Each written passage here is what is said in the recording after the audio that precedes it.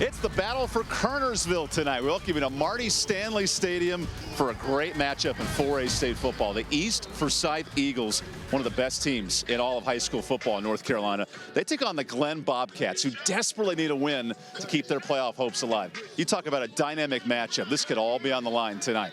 We're welcoming on the field with former Catawba offensive lineman Mark Covert. I'm Evan Budrovich. 2 weeks to go in the regular season. And Mark, these teams have different motivations tonight. What's their mindset entering this game? Well, for East Forsyth, it's easy. You want a conference title and a #1 seed in the state. You've got to come out here and perform well tonight and win this football game.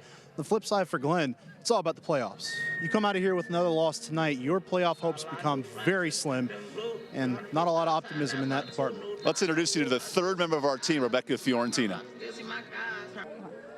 Thanks, guys. A carnival in K-Vegas on a Friday night. Break out the popcorn. This one's going to be a good one. Both of our head coaches tonight have been part of this rivalry for 2 decades. And Glenn head coach Antoine Stevenson told us that even though his team has not won at home yet and East is undefeated, if you came to practice this week, you would have thought our team was undefeated too. He told us that he has confidence in his players, that they're going to come out, leave it all on the field. Tonight's senior night as they honor 21 seniors, the last one of this season. We have a rivalry matchup tonight with a chance for playoff berths on the line and teams desperately needing wins for their playoff hopes. So we tell you what, stick around for our Winston-Salem Fairgrounds Friday Night Rivals Game of the Week presented by Rome Law. We have a fun one tonight. It's the Battle of Kernersville when we return. There was never plan B, just a path I'm taking, breaking on through on the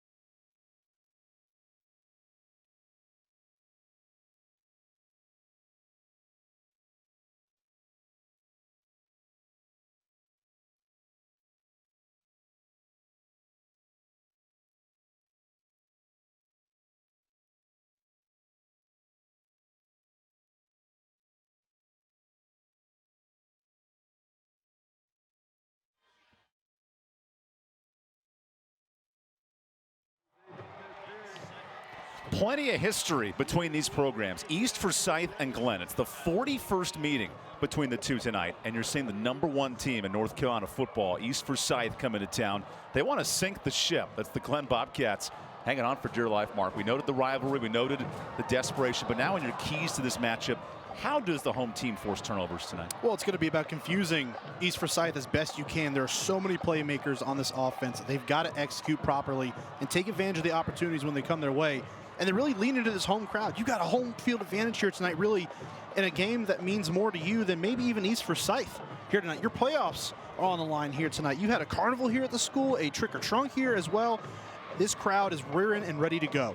An East Forsyth team that's undefeated and relatively untested, outscoring their opponents by 300 points in the first 8 weeks. That makes it really neat. And Mark, anytime you win this many games because of great players and at the quarterback position, Jalen Alexander Rayner, one of the best in the state, 0 interceptions. How does he keep this streak going? Well, it's not just the 0 interceptions, it's the 27 touchdowns he's also thrown this year. So for him, it's about just doing what you continue to do, and that's getting the ball to your playmakers. Brown, Connor, those guys on the outside, also college commits.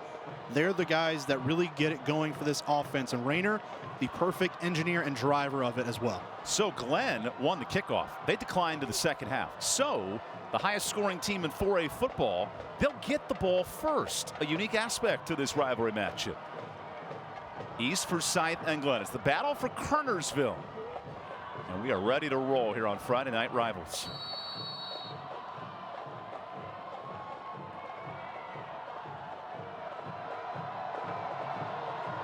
The opening kick is a squib, and that goes out of bounds. It's a great field position for East Forsyth. An offense that just last week, Mark, they put on a fantastic output. 51 points. That was all in the first half against R.J. Reynolds. Yeah, I mean, it's just full of offensive dynamos. This offense is, and now they start the game with a short field, something that they're going to love to have as much as they can here tonight. This Glenn defense is stout, as it always is. They got a tall task in front of them, but if any offense in the state is suited to play against it, it will be East Forsyth. There's a look at Jalen Alexander Rayner. 42 touchdowns at the quarterback position. He's a commit to Arkansas State. And in this Cook Reynolds starting offense, he has Quayshawn Brown, a big wide receiver commit at Duke, and Javante Connor, an Ole Miss recruit, leading his offense. Yeah, I mean, you talk about two skill position guys. Brown, the speed, athletic in space, as good as they come in the state of North Carolina. And Connor, a big imposing threat at tight end position who can really stretch the field. The highest scoring team in 4A football back to pass. Rayner escapes the pocket. That's where he's special. Sprints into open space. Rayner gets outside and all the way to the 15-yard line. What a run by this senior quarterback. Oh, it just seemed like Glenn actually had him bottled up at the beginning of that play, but credit the athletic ability and the wherewithal of Rayner to cut up field, break a couple tackles, and from there it's all vision, knowing where his blocks are down the field, and credit his wide receivers as well, blocking down the field to set up that big run. Rayner has 853 yards rushing entering this game after a 43-yard run. What a start. This amazing quarterback who spins from pressure and goes down. There's a TFL and a sack for Isaiah Buford, the freshman outside linebacker. Just right place, right time. Great job by penetrating into the middle of that offensive line and getting pressure right away by Glenn. Here's the Cook Reynolds starting defense. Glenn allowed 2 touchdowns off own turnovers last week. This defense only gives up 18 points a game. Really special unit for Coach Antoine Stevens. Just so stout, and they always have been. Another year of that as well. Rayner looks to work outside and is sacked. That's Janal Ritzy, the senior D lineman. His brother plays for UNC, and he'd love to join him with a nice tackle there. And you see there, part of this front four has to be the strength of this defense. The way they get pressure is going to be paramount to the success of Glenn here tonight. You see right there, right away, just getting in the backfield, shedding the block, and coming up with another stop on Rayner. Antoine Stevens had said our biggest strength is on the defensive line. All seniors, Ritzy, Nolan, and Moore. Can they create pressure here on Rayner? Third down. Rayner throws right, almost picked and dropped. That was Curtis Barnett looking to steal it, and then unable to catch it was Ronnie Christian. I love the way Barnett was following Rayner and not going too far that he broke contain on the quarterback, but also kept his eyes on him. As Rayner's looking down the field to throw that football, you just see him, Barnett, continue to stride over, almost makes the play there for the interception. So this sets up 4th and long for East Forsyth. They have to get to the 8-yard line. 4th and 22. What a challenge for the highest scoring team in 4A football. If anyone could do it, it'd be Rayner, who might have drawn a penalty. Here's our first look at our lead referee, Kevin Wright, tonight. And it is on East Forsyth, so 5 more yards. It's still maybe in no man's land. Again, this offense is so explosive that even a play like this where you're looking at 4th and almost back to campus if you're East Forsyth, they can still get that football in the air long enough. They have the weapons to get it downfield and make a play. Ridge Wisnut, the kicker, 3 for 3, but this is outside his range. So Rayner on 4th and long. Throws to the end zone. And it's dropped, but a stop. And maybe a smarter play by the DB.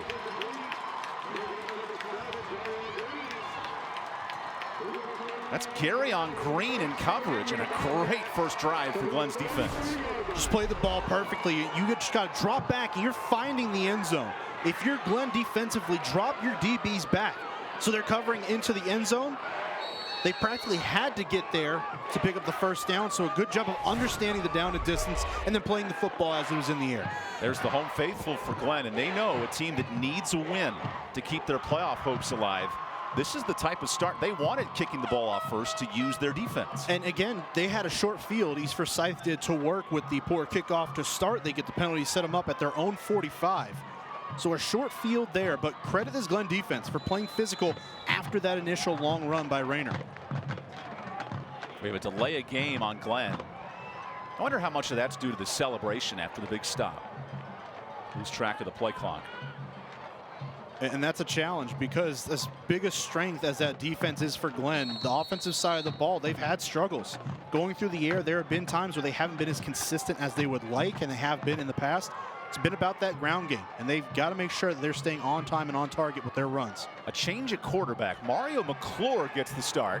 Heaves it deep on the first throw and short. He's the junior with 54 pass attempts. The typical starter is Jarrell Crawford. He has 2 touchdowns but 5 interceptions. So why the change of quarterback tonight? Maybe just looking for some sort of spark. And Coach Stevenson told us about that this week. Whatever it takes. If one guy kind of is off a little bit, they'll put the other quarterback in. And of course, Crawford sitting on the sideline, again, the usual starter. So McClure gets the start here, and they're going to look for that spark early on. But if it's not him, they're not afraid to switch out and put Crawford in the ballgame. 2nd and 15. McClure tries it again. Looking deep and overshoots A.J. Coverdale. No relation to Mark Covert here in the broadcast booth. And our Cook Reynolds starting offense for Glenn. So with McClure in a quarterback, the key weapon in this offense is the tailback, Brandon Sutton. And he's so electric. When he gets the football in his hands, he can make so many great things happen, but they has to get there, and his big guys up front, that offensive line, have to pave the way for him. Look for them to be the focal point here tonight in run blocking as well as pass protection, whether it's McClure or Crawford. The big return is Elijah Williams, back from an injury this week on that right side. 3rd and 15 for Glenn. McClure's run the same play 3 straight times. He breaks 1 tackle and is a few yards short of the sticks. 4th and medium. Do you go for it here for Glenn? I don't think so. The name of the game tonight is field position. You have a great defense that stymies offenses. We already saw him get 1 stop on the first drive, send them back out there, and force this East Forsyth offense to drive the field. R.J. Brown, the anchor of this Cook Reynolds starting lineup defensively. 340 tackles in his career. An excellent anchor. And then the brothers, the Martins, you'll see the other brother come in later, but Nick and Nate Martin, great on the defensive line. They're so good defensively. Nick Martin, I feel like every time we have him on Friday Night Rivals, he shows up in a big way. Look for him to contribute here tonight. So the leading tackler for Glenn is also the punter. And R.J. Brown, with no men back, could pin East Forsyth pretty deep. That'll stop around the 21. We'll take the timeout. 1 drive for each team, no points to show for it. The Battle of Kernersville has stalled in traffic in this first quarter. We'll have plenty of football when we return.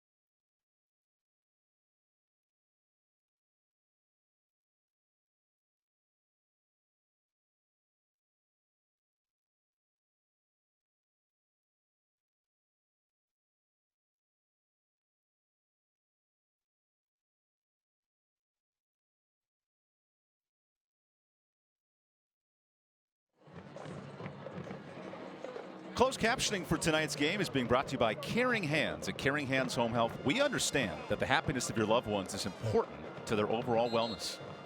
Not as important as a great marching band. We'll see the Glen Bobcats band at halftime. For senior day here at Glen High School, there was a trick-or-treat event earlier today. I got some candy. What's your favorite Halloween candy, Mark? Oh my gosh, Twix. Twix is pretty good. I like Snickers. Snickers are good. It gives me that energy boost for these late night affairs. 7:30 start. As we have a penalty on East Forsyth before the snap. Third penalty for the Eagles so far. Something that has been a bit of a bugaboo. And Mark, how about this? Kevin Wright's microphone works tonight, so we can hear Kevin all night. We're going to step aside and let him make these big calls. That's fine. I love this part when you get those things clicking. Self-inflicted wounds for the highest scoring offense in their first drive. Rayner, misdirection, keeps it. And Rayner jukes to the 25. That was a great decision. Otherwise, a loss of 10. Yeah, absolutely. And you see the decision making and how much further along it is this year from where it was when we saw Rayner last year. Some of those reads, he's got to make sure he's making the proper reads, not handing the football off that time. Makes a correct one, follows his blockers down the field, and you loosen this again. Rayner on second and medium. First handoff of the night. This is Trent Dozier. And he's dropped right at the line of scrimmage. How about the impact of this defensive line for Glen? Well, you can tell that they're kind of being the aggressors here early on. They are initiating contact, and they are being the more physical unit right now. And this East Forsyth offensive line has to get it under control, because if this defensive line and this front seven of Glen hangs around, they're going to continue to build confidence.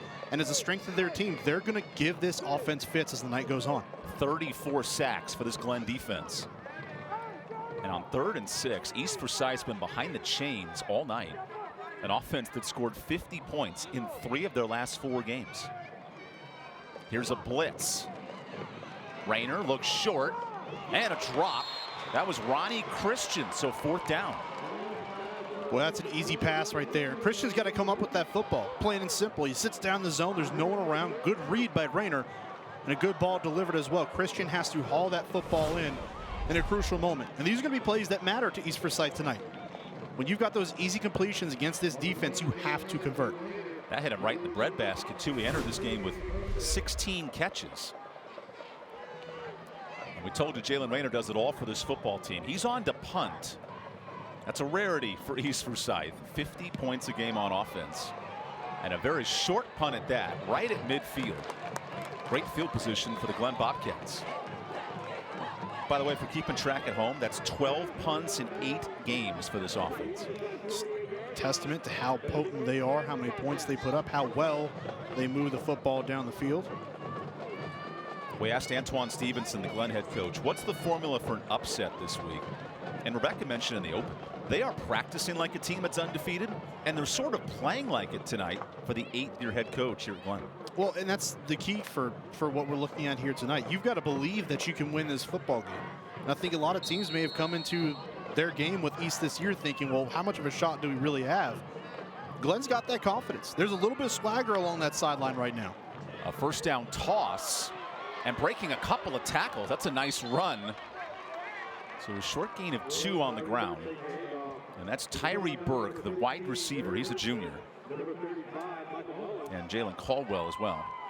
Burke did an excellent job of kind of picking through there and getting some yardage out of that, picking up about 2, maybe really 1.5, getting some positive yardage out of a play that should have been stopped in the backfield for a loss. Antoine Stevenson told us pregame, expect some wrinkles in our offense. These teams meet every year. Both head coaches now a decade plus with the program, so they know each other. We have movement before the snap. And I'm curious if the defense lured the offense to move. They did not. I don't think they did.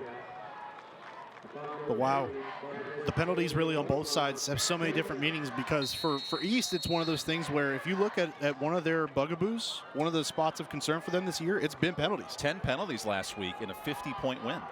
And the other side for Glen, in a game where you've got to have it and you've got to convert your drives on offense into points, whether they be field goals or touchdowns, penalties are not going to help you. So Mario McClure runs this offense. A second down toss. Here's the tailback, Brandon Sutton, and he loses a couple of yards.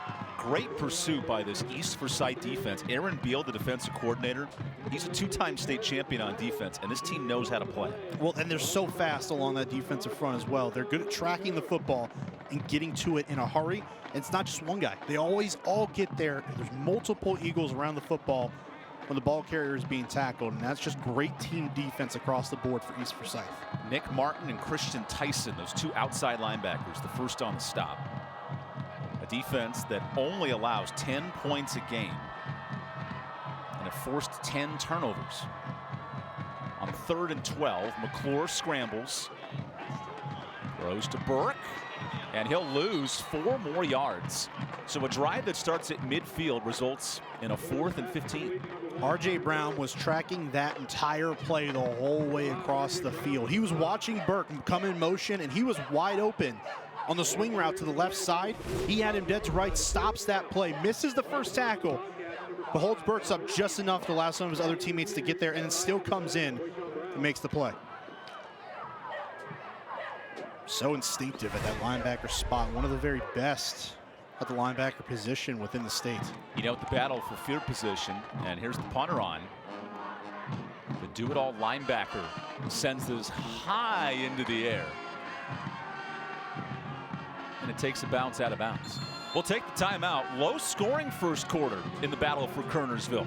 When we come back, you'll see the #1 scoring team in the state here for our Friday Night Rivals Game of the Week, presented by Rome Law.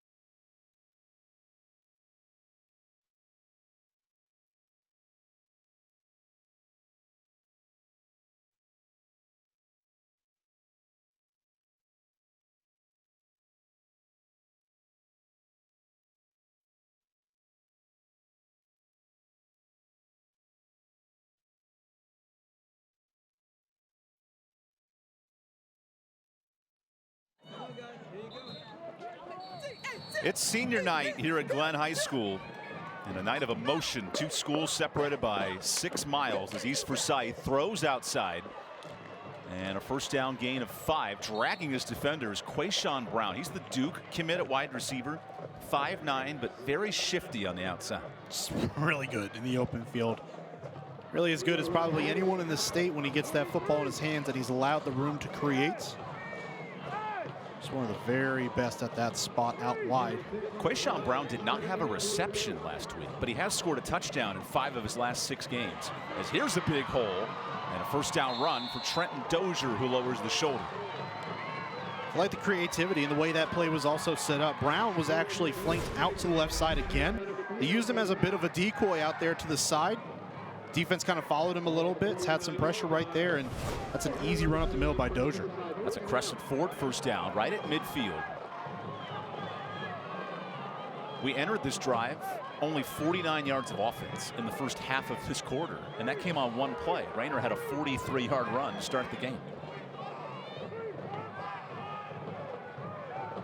Coach Todd Willard adjusting his offense on 1st and 10. Rayner picks up the bobbled snap, runs for the sticks. He's right at the marker. They'll give him the first down. Jalen Rayner, so electric with his feet. The Arkansas State commit, Crescent Ford first down. How does he make things happen? Well, it's something we didn't really talk about really in the open. We talked about the touchdowns and how good he's been this year with those 27 through the air, no picks.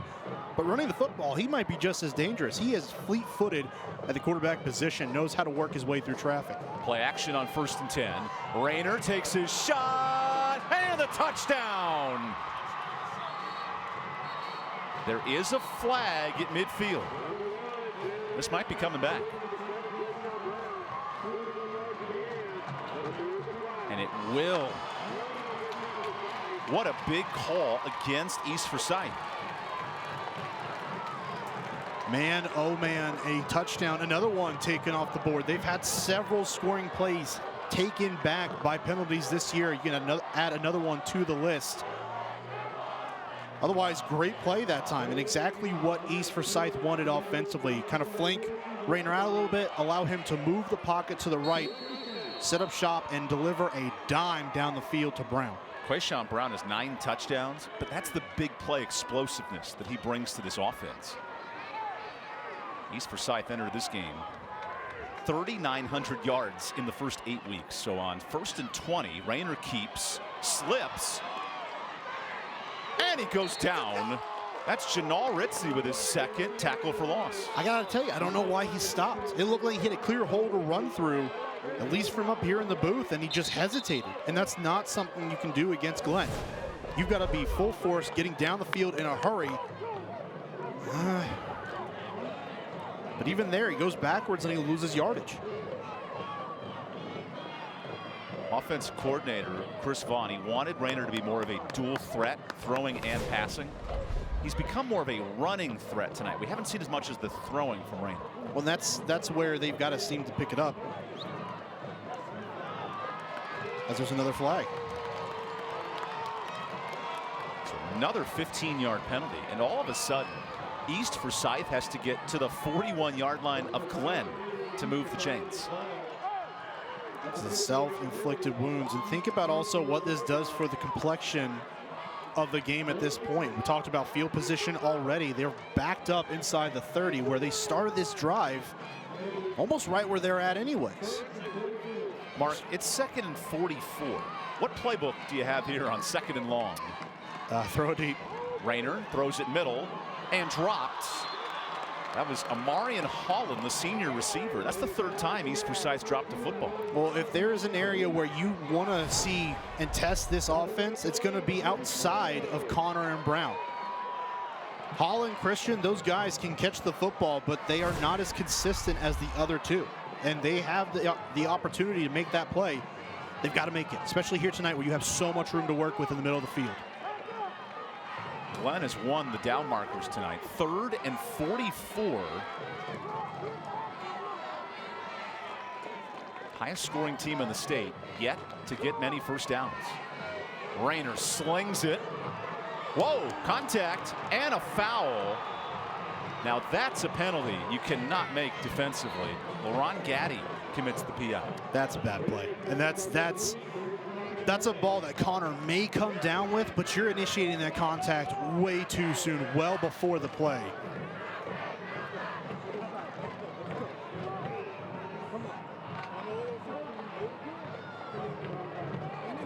So it's not an automatic first down, which is interesting, but it's a big penalty. Rayner taking that shot down the field looking for Connor, and obviously the contact here so early. And I think Gaddy may have just lost his track of where he was on the field. It looked like he had his eyes on the football, just trying to find out where it was in the air. He ran into Connor, but nevertheless, that's an easy call for this officiating crew. That is a pass interference. East Forsyth could not have a 3rd and 44 play. Let's see if they drop a 3rd and 29 play to move the chains. That's 15 less yards you don't have to worry about. Rayner, with time, elects to run. He needs 30 yards. He barely gets 3 and is spun down. Gary on Green. Nice tackle in open space.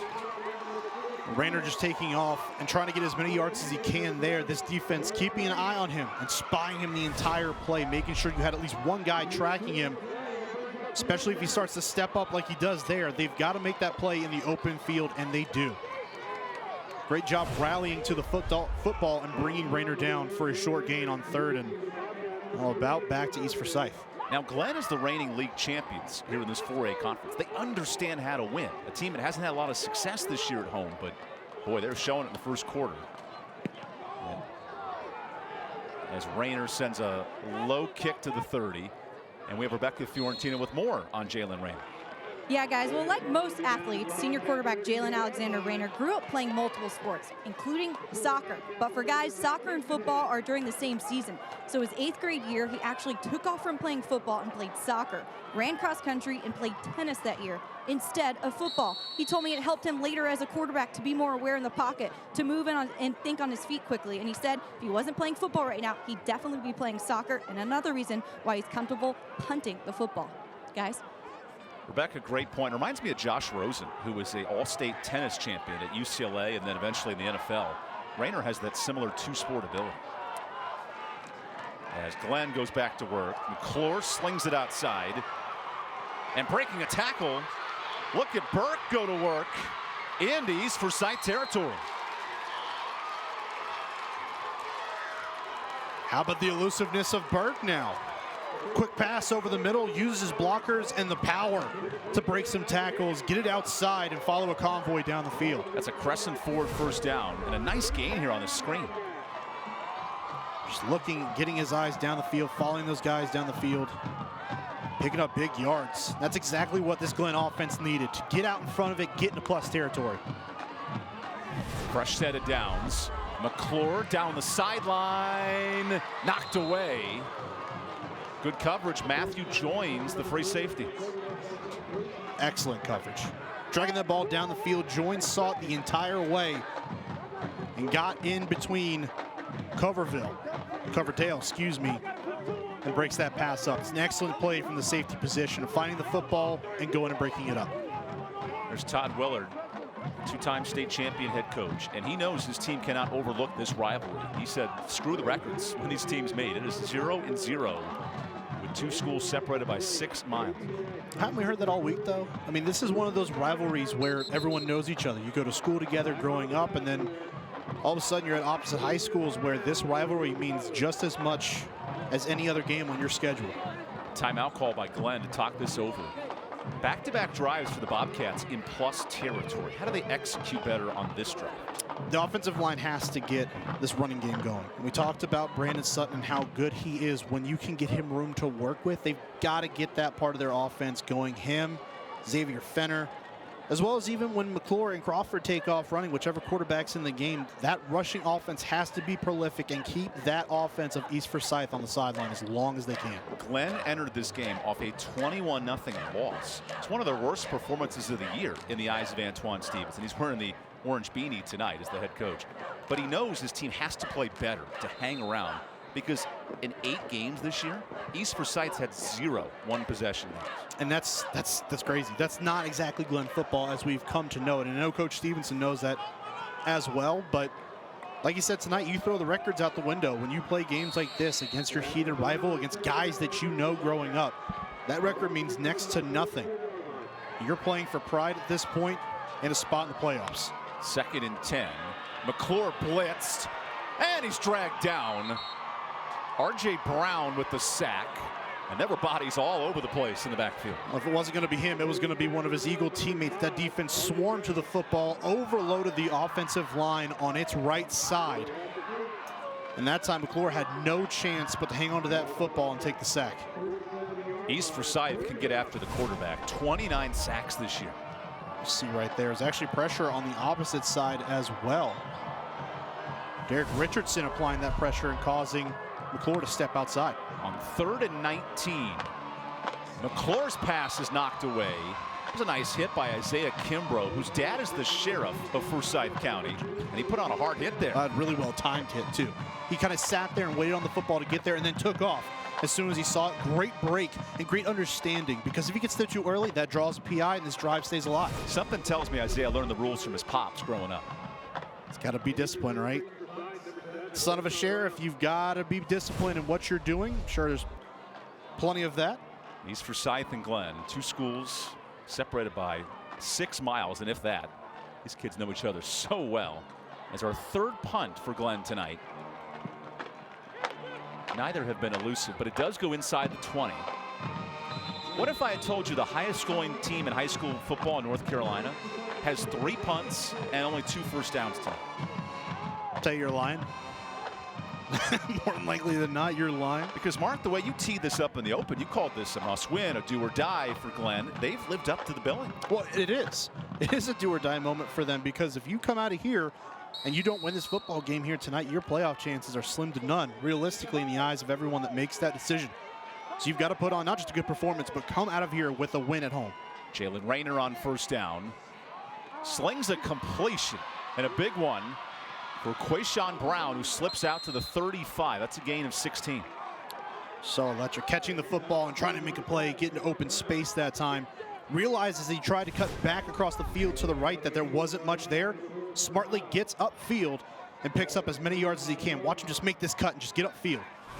Picking up as many yards as he can before it gets brought down.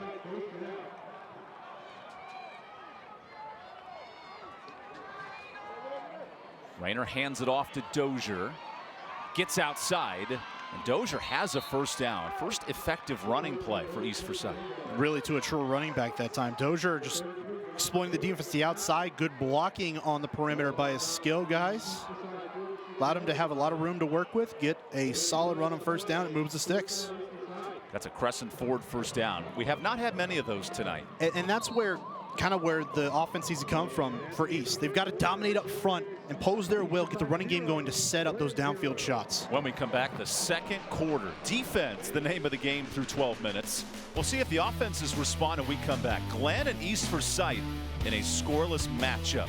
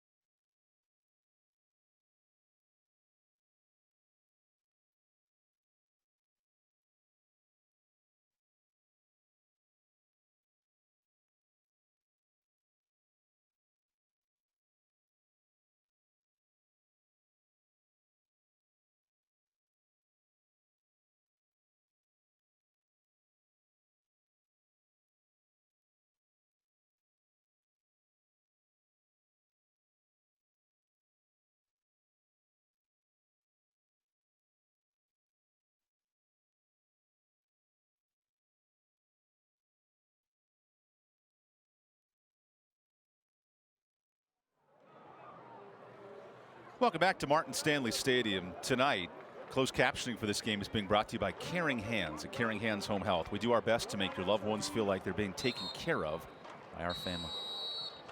Like one of the largest water towers next to a high school field I've ever seen. It's certainly noteworthy here in Glen. Here's the toss on the outside. And Javante Connor cuts back for a first down. That's 3 plays, 3 first downs for East. How many schools and how many times have you seen a tight end take a sweep, take off running? What, Travis Kelce, George Kittle? I had to check my notes because that's a tight end commit to Ole Miss, 6'4", playing for Lane Kiffin. And he loves the versatility of what that receiver brings. Well, he loves versatility in that Ole Miss offense too, so it makes sense. First down toss to Dozier. East is opening up the field with these wide plays. And down to the 26-yard line. Trying to spread the defense out a little bit more. Get some of those bodies that are sitting in the box right now and spread them out. Force them to concentrate on the perimeter. Right now, East is doing a really good job of getting those big plays down the field, exposing where the defense isn't. And it sets some stuff up later potentially. Quarterback run. Rayner jukes, spins. Look at him running like Michael Vick. 9 hard-earned yards on the ground. Or sorry, he's an Eagle.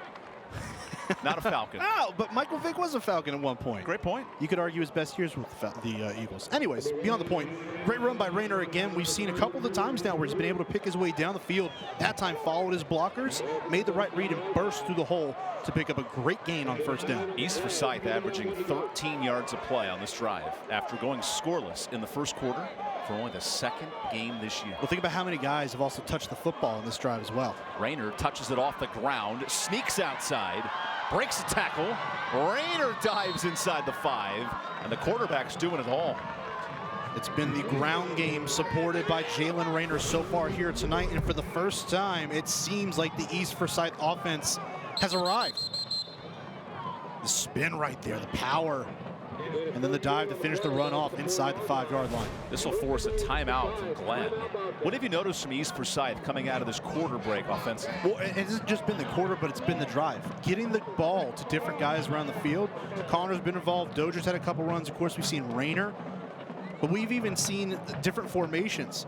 One of their slot guys, Tavon Wolf, was in the backfield, lined up next to Rayner as well. So this is an offense that likes to mix it up. They've got playmakers all over. So they can get the ball to some of these different guys. And maybe they'll start mixing some things up here. We're used to seeing Christian out there. We're used to seeing Holland out there. They've each had a drop early in the game. So maybe the coaching staff is looking around, see if they can get some other guys in there who are going to take advantage of the opportunities. Todd Willard said, we have to focus on this game tonight, but also prepare to be the #1 team in the state. Maybe a slow start looking too far ahead and not as much on tonight. Well, and you don't get to where they are if you aren't able to look in both directions. Keep your eyes on what's going on in the present, week to week, you know, the cliche 1-0 kind of deal, but also keep your eyes and see, hey, where are we at? Where do we stack up against some other competitors in the state? Right now, the #2 ranked team in North Carolina at the 4A level. 8-0 East Forsyth.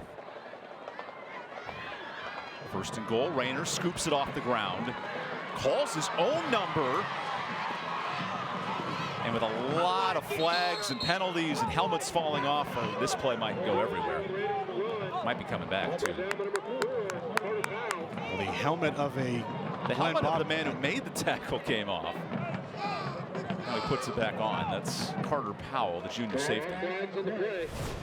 I'm interested to kind of see where they go from here, because you can very easily tell if the helmet's ripped off, it's probably hands to the face offensively. But in the same regard, you're supposed to stop playing when your helmet comes off. So really, these could be offsetting penalties.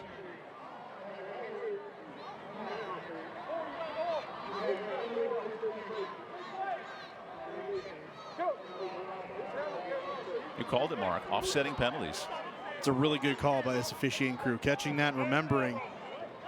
Again, the safety we've talked about here in recent weeks for sure. The safety and how the game has evolved and grown to help these players stay safe and stay healthy. That's another one of those rules now. If your helmet comes off, regardless of what you're doing, you have to stop.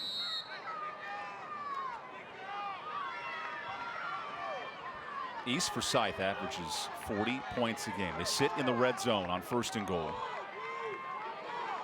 This is where it'll be tough. They have to earn these yards. Rayner runs left, tosses to Dozier. That's a live football.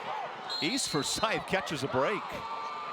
Spotted back at the 15-yard line. I'm wondering if Dozier just kind of fell asleep at the wheel and wasn't expecting the pitch from Rayner that time. And if you're running that speed option like they were there, I know Rayner's kept the football a lot tonight, but if you're Dozier, you got to be ready. And he just stuck the one hand out there. Just did not seem prepared for that football. And he tossed it behind him, too. Yeah. Now second and goal. East Forsyth loves to run a quick tempo offense. Now they have to slow down and execute. But this may help them too, because it opens up the field a little bit more. You're not as condensed near the line of scrimmage. Here's a toss. Connor cuts in, and he goes nowhere. That's Brown. Good stop. I tell you what, Janal Ritzy's been everywhere. Well, you can see the pressure is getting exactly where this Glenn defense wants it to go. Right in the middle of that line of scrimmage, blowing the play up and forcing these skill guys to change track from where they want to go to the outside. Garyon Green, also a great defender for Glenn. He's one of the 20 seniors for the Glenn Bobcats. A lot of emotion playing their final home game. East has played behind the yardstick all night. It's 3rd and goal.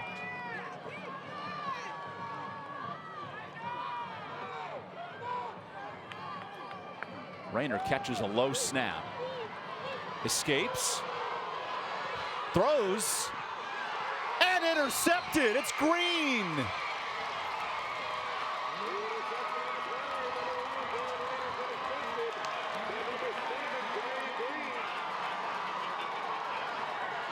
That's the senior day special on defense. Well, Rayner makes the cardinal sin of quarterback play, throwing back across your body into the middle of the field. It is a no-no at every level of football. He just looks back across the middle late. Green comes up with the play there, a monumental play. No points on the board again for East Forsyth. This Glenn Bobcats defense is getting it done. First interception of the season for Jalen Rayner. That's his first turnover. This guy does not make mistakes until right now. Well, we talked in the open a little bit about how they've got to be opportunistic. Glenn does defensively and take advantage. Out of the end zone, a direct snap. Look at that juke by Green. He gets the pick, and he gets a first down. Put Garyon Green on your back and have yourself a day. That's A.J. Coverdale, in fact. I got a little excited there with Green after the crescent forward first down. But still a great play out of the Wildcats spot. Your offensive line clears a hole, and Coverdale worked his way down the field and showed off some hops and some strength to break tackles and finish that run aggressively. This is a Wildcat offense. Coverdale does not typically play quarterback. With the 2 gloves on, he runs again and follows a block for 2 yards. How sustainable is this offense without a quarterback? Well, it's kind of debatable. It depends on what your guy can do. As we see McClure, come back on the field at the quarterback spot. But the Wildcats, so gimmicky now. The Miami Dolphins, of course, brought it back in 2008, and it's still made some spot appearances in football. But it's one of those plays where you're kind of taking your best skill position player and allowing him to create. Quarterback returns in McClure, but movement before the snap. That's on the right tackle. Big Elijah Williams with the movement. He can't yet. You got to tell him that. He can't do that. So Glenn with more penalties. Hard to win football games when you're falling behind with penalties. And it's been both offenses here tonight. They have both made their fair share of mistakes and gotten behind the sticks. 2nd and 12. Tunnel screen. Catch and a knocking hit. R.J. Brown delivers the blow. It's just so impressive to watch R.J. Brown play because he understands the game of football. This is a kid that wants to learn. He studies in his off time, but he's also there and making those live plays.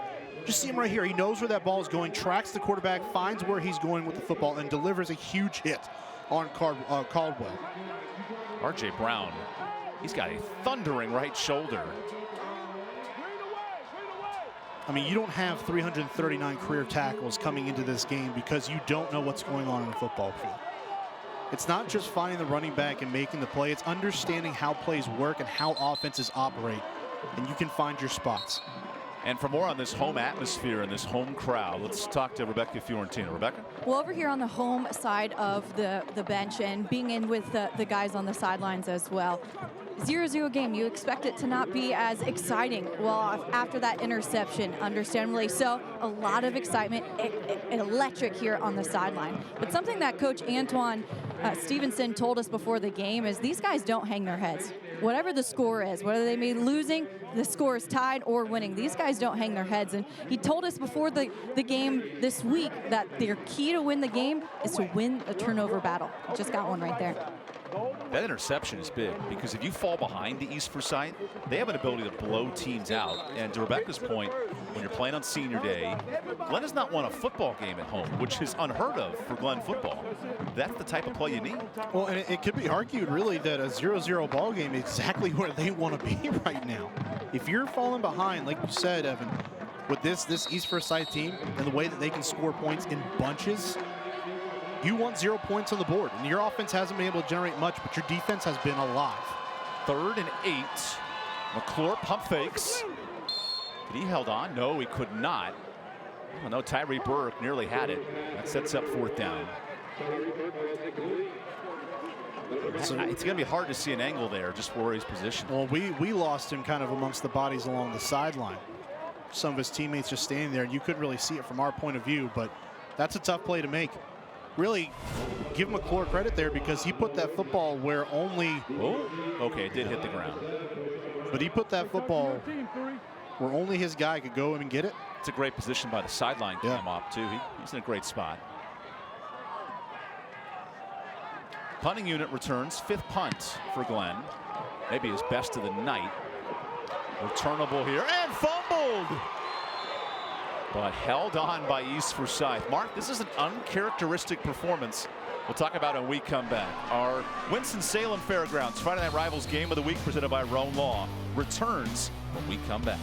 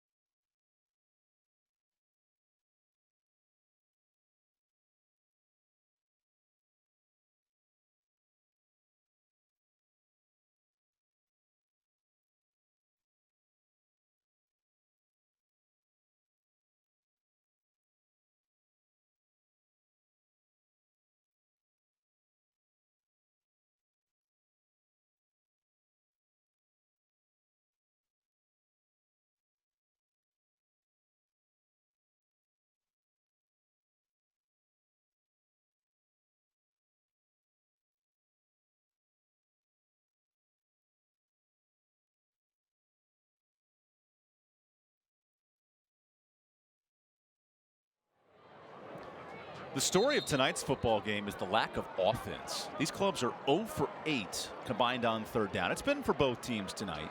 And now East Forsyth with their best field position. How can they execute here in the final minutes? But first, stay tuned for the North Carolina DHHS halftime report. We'll have scholar athletes, interviews with the principals, highlights from across the county and the country, and much more. It's definitely not been the football game we thought it was going to be coming into this one, was it? East Forsyth scored 59 and 51 points in their last 2 games. They've yet to put anything on the board. As Rayner feeds it off to Dixon. Another tackle for loss. R.J. Brown for East Forsyth's really good, and his number 5 counterpart, Janal Ritzy, is equally impressive. Just shot through the gap that time and makes the stop. That's an impressive play. We've seen Ritzy a few times. He's come up and made those stops along that defensive front. He is getting into the backfield and, more importantly, finishing once he gets there. Look at him shed the block up front. 2nd and long. Rayner gets a completion. And there's Javante Connor. Gets to the 40-yard line, and that's what East Forsyth needs. I think he might be the guy that they need to unlock if they want to blow up in this game right now. Because I don't know that there's a defender really for Connor that can contain him throughout the night. One of those guys that's too tall, too fast, too athletic for some of the defensive linemen, but also just too big for some of these linebackers as well. First down, tunnel screen. Nice reception. Holland breaks the tackle. And a flag. That'll come back on a holding. It's been a tough night for receivers blocking, and that's on Ronnie Christian outside. And that's tough, trying to get down the field and block, make a play for your teammate Holland.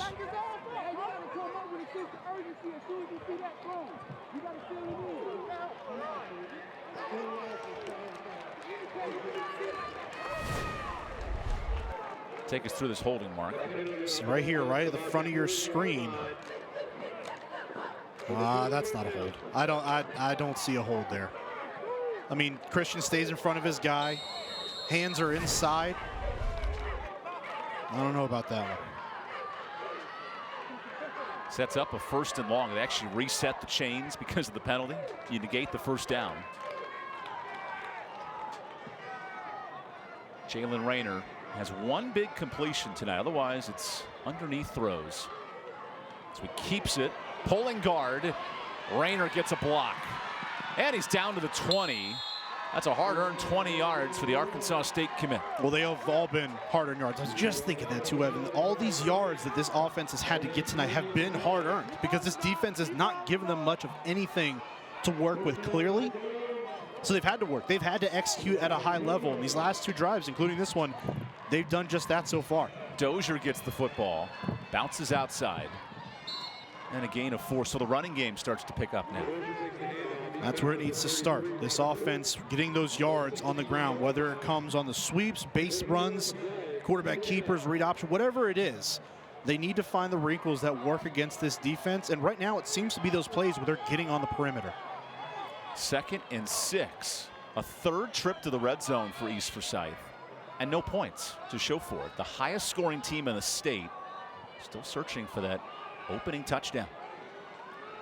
Rayner gives it to Dozier. And he barely gets to the line of scrimmage. It's a gang tackle. And I believe the first one in there was Darian Moore, but there were a lot of men chasing after him. Swarming to the football, just surrounding this offense right now. And you can see the recognition. This defense knows where this offense is going, and they're swarming to the football, flying over to it, and bring these ball carriers down in a hurry. Glenn, the reigning league champs, against the #1 team in the league, East Forsyth, a chance for redemption. Can the defense hold up on 3rd and 5? Dozier off a pulling guard, slips a tackle for the first down, and he gets inside the 5. That's the first 3rd down conversion for East Forsyth tonight. But maybe either team, honestly, at that point. Just a great run by Dozier. It's a physical run. This defense gets to him, but he's not going to be denied. He breaks those arm tackles down towards his legs and continues to churn his way down the field. It's a tough physical run. Good job up front for blocking, and then Dozier being physical. He breaks the Fowler tackle and picks up the first down. Rayner almost loses the snap, spins away, goes left, has an angle, touchdown!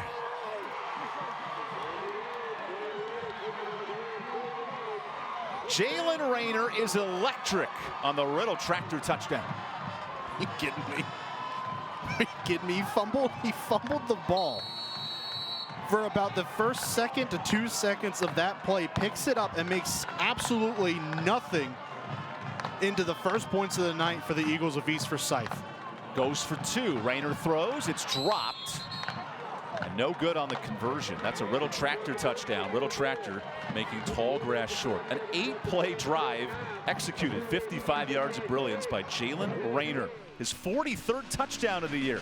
And maybe his best right here. We'll take a timeout when we come back. More football on our Winston-Salem Fairgrounds Friday Night Rivals Game of the Week. Presented by Roan Law.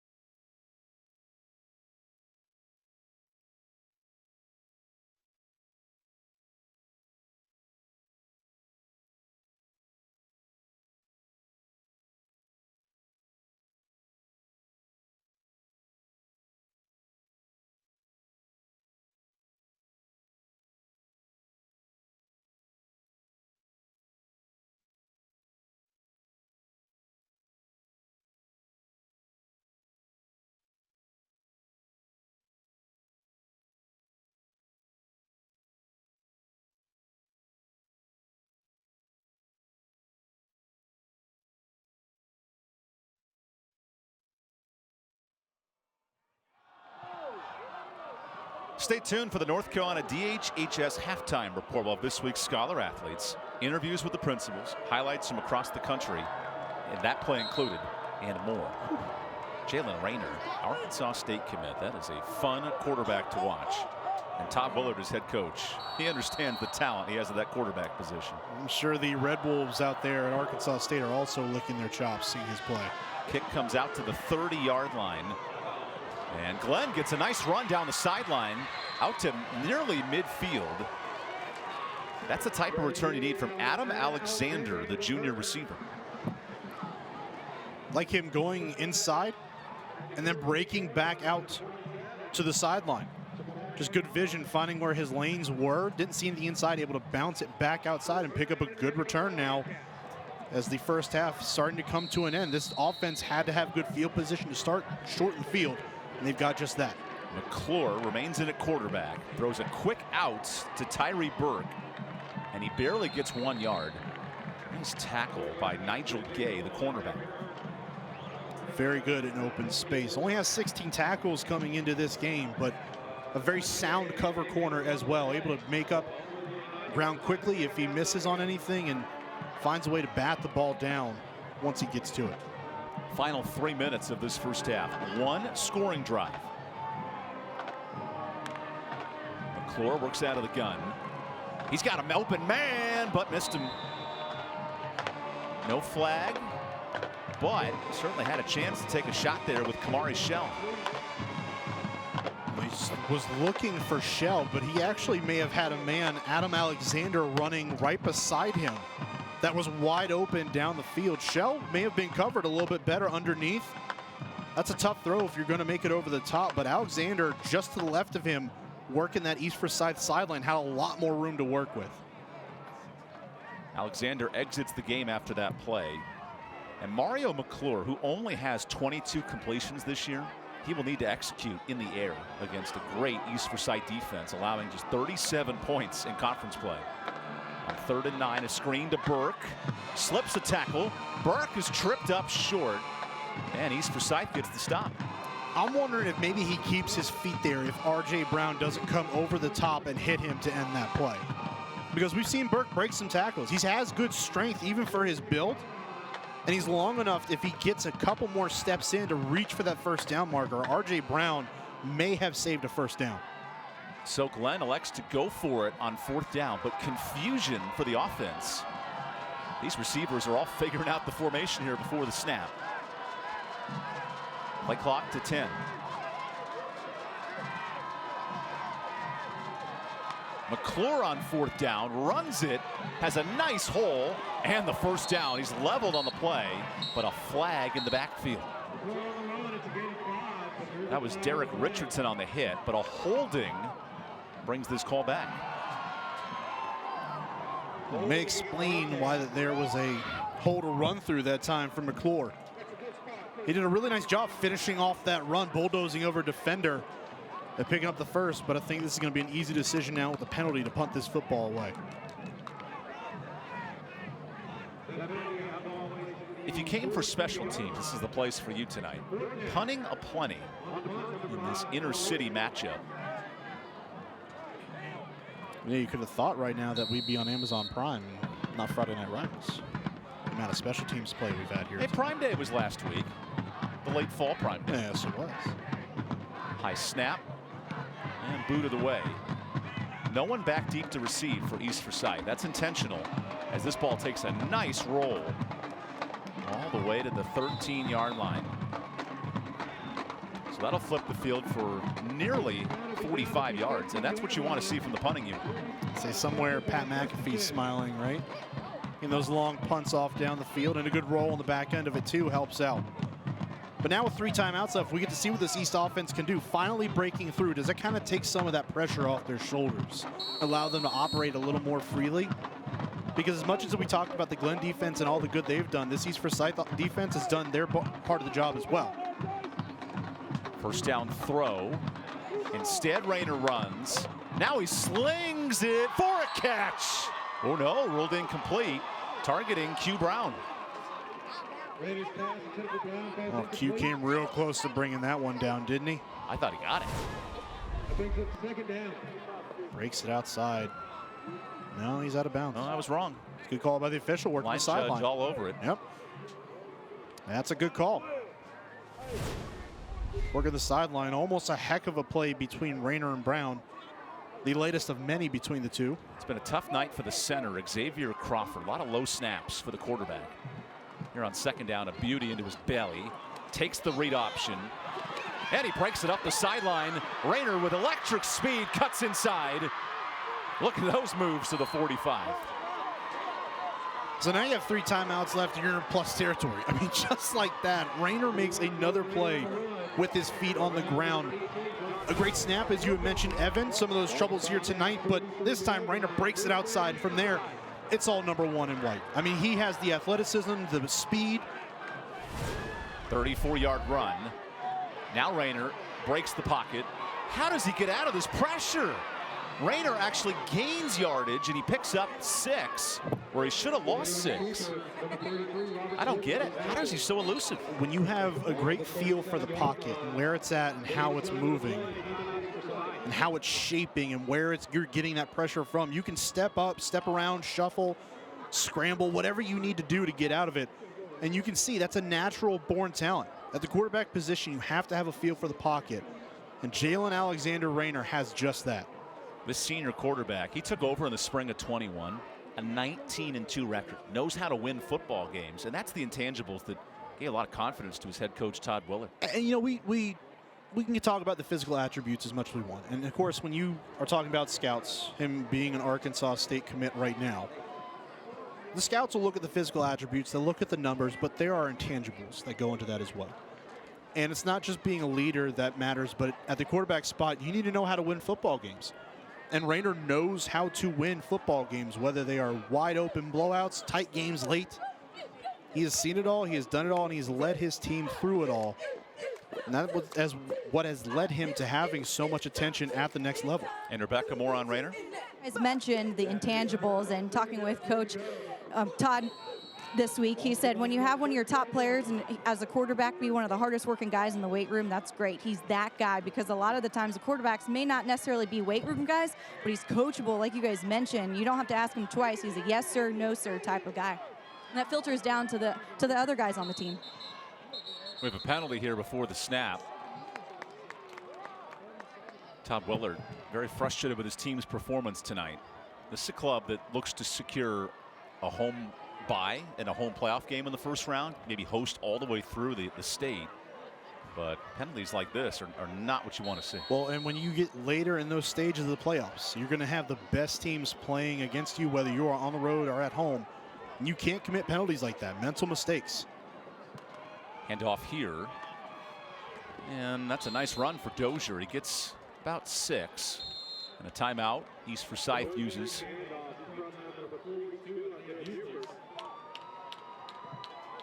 54 seconds, Mark.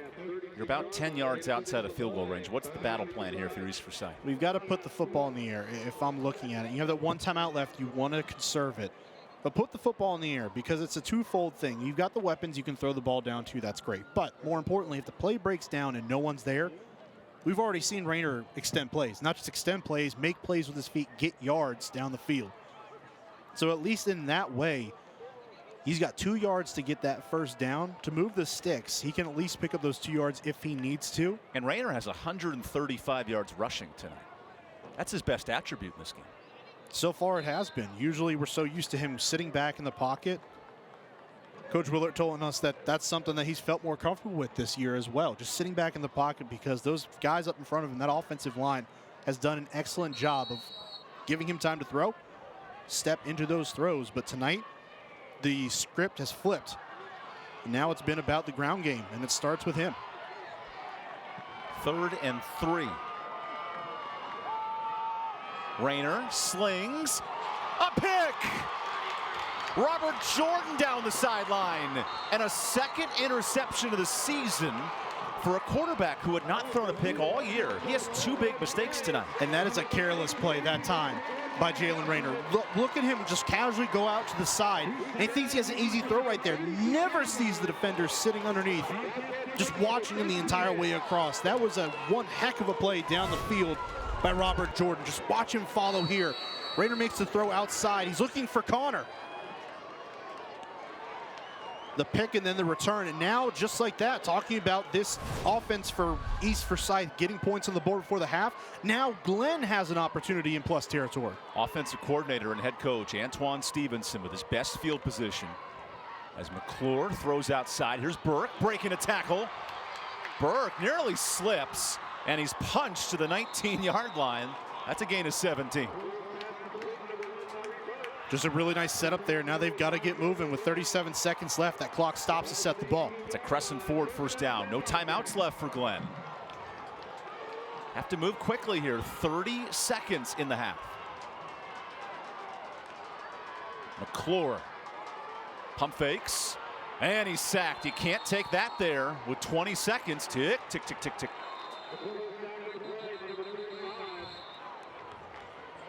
Okay, so whistle blows here.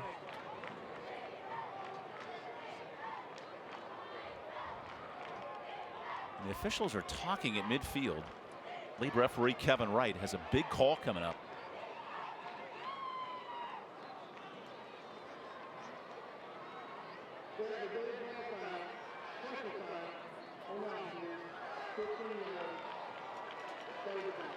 You see late hit out of bounds?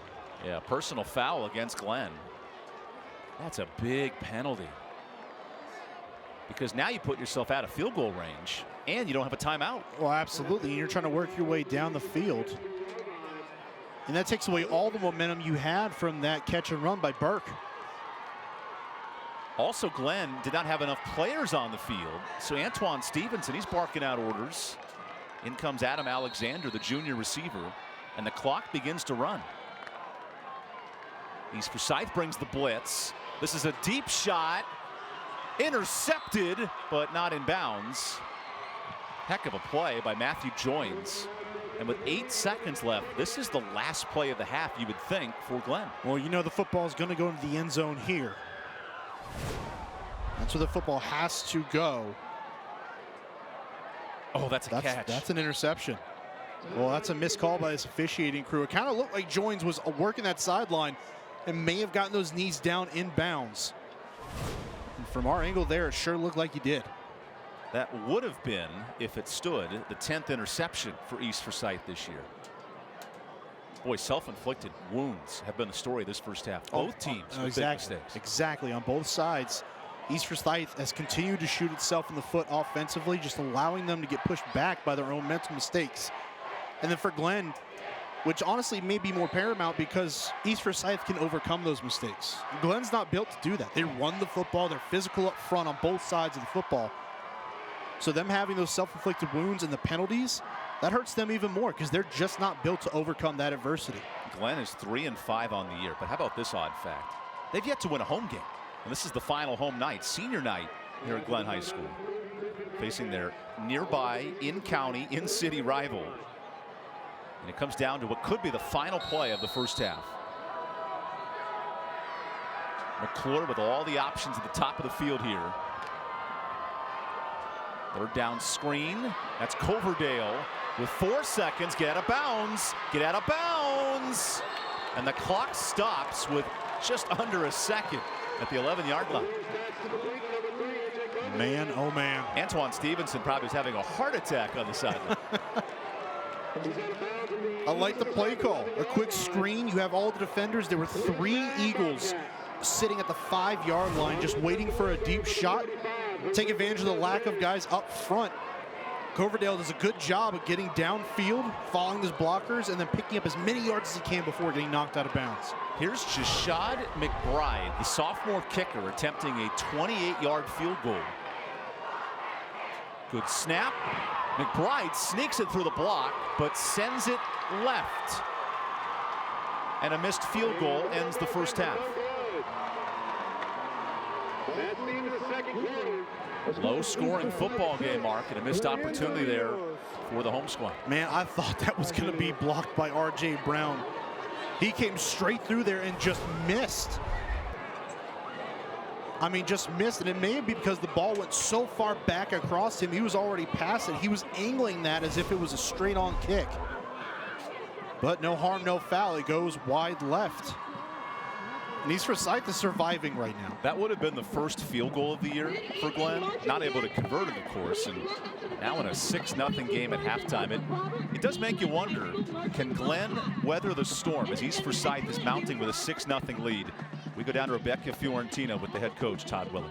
Thanks so much, guys. Coach, you told us this week that each team comes in and gives their best when they're playing your team. How do you describe this first half? Like I said, records don't matter. When it's a battle for the Kernersville Cup, there's no records that matter. They're giving us our best shot, and we got to get a lot better second half. Uncharacteristic performance by your quarterback. What do you need to see to clean up? We'll just get better. He's made some mistakes tonight, and he'll do a lot better in the second half. All right, Coach, thanks for your time. Guys. 7-0 here. We've got a close one, a rivalry matchup on your Friday night. Stay with us. More to come in our halftime.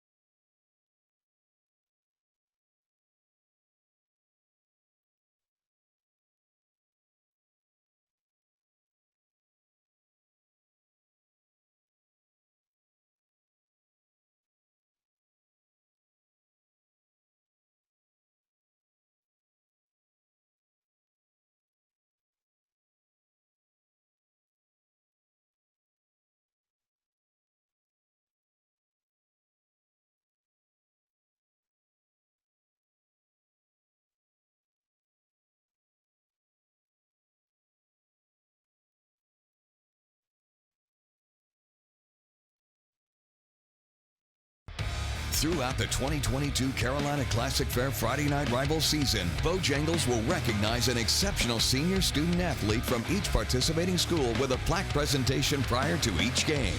This week's Bojangles Scholar athletes are from Glenn High School, Tyson Worthy.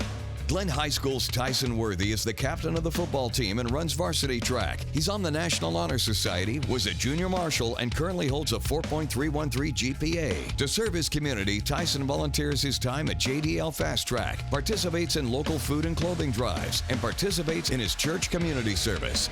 And from East Forsyth High School, Matt Joins. East Forsyth's Matt Joins is an all-conference football and basketball player. He's on the National Honor Society, a Crosby Scholar, and a YMCA Black Achiever. Matt volunteers with HOP food trucks to feed the homeless and with reading buddies at Cash Elementary. He currently holds a 3.917 GPA and is committed to play at Army West Point next year. Tyson, Matthew, and other nominated students are also eligible to win a $5,000 scholarship to be presented at the end of the season, courtesy of Bojangles. Bojangles proudly gives back to our community and is honored to be the sponsor of the Friday Night Rivals Scholar Athlete Award. Well, congratulations to our Bojangles Scholar athletes. We're here in Kernersville. It's the battle for Kernersville. Rebecca Fiorentino joined now with the Glenn High School principal, Dr. Scott Munsey. And what an event this is tonight on Friday Night Rivals. What does this rivalry mean for this community, for K Vegas? Oh, it's always a big event. I think it's something that's special that the town can share. I think it's a great opportunity to know that we have two crosstown rivals, really only just a few miles apart, but have always been just a big, big event, something that the town always rallies around, something that you talk about. It's one of those things that, you know, it's a 365 kind of thing, and, you know, whoever wins, you get to rub it in for a whole year until the next event, so it's awesome. It's great. Well, today is also senior night for a lot of your student athletes, including the band members and the cheerleaders. Student athletes here at Glenn, talk to us about what that means for your school. I think it's always important to emphasize the student athlete and what that means, you know, and that's something to appreciate for these students, because they not only have to be the group that represents who the school is on a day-to-day basis, but they have a lot going on. I mean, you know, you're hearing the band in the background now. That takes a lot of effort and a lot of time, right? Our athletes on the field, they spend a lot of time in practice, and I think that's something that's amazing for them to spend that. Plus, they have to worry about their academics because they are still a student athlete first, and that's the thing that we want to emphasize at Glenn. So. And finally, for you, a must-win here. How this season has been going for you guys, but how this town kind of rallies around Glenn. Oh yeah, it's awesome. I think, you know, for us, the season hasn't turned out like we wanted it to. But, you know, for us, if we can win this, we can turn this around, we can get this game, get the next game.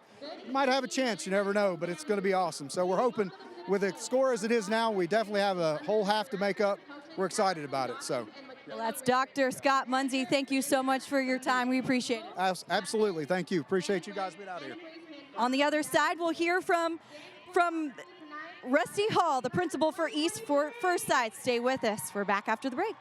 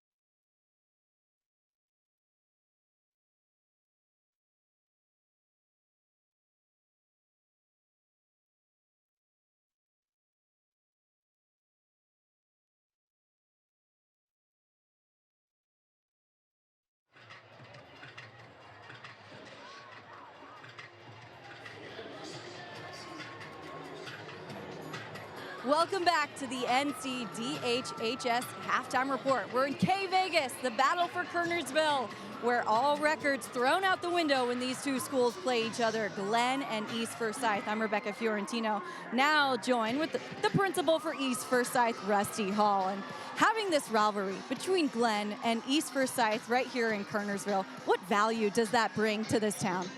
Oh, it's amazing for this community.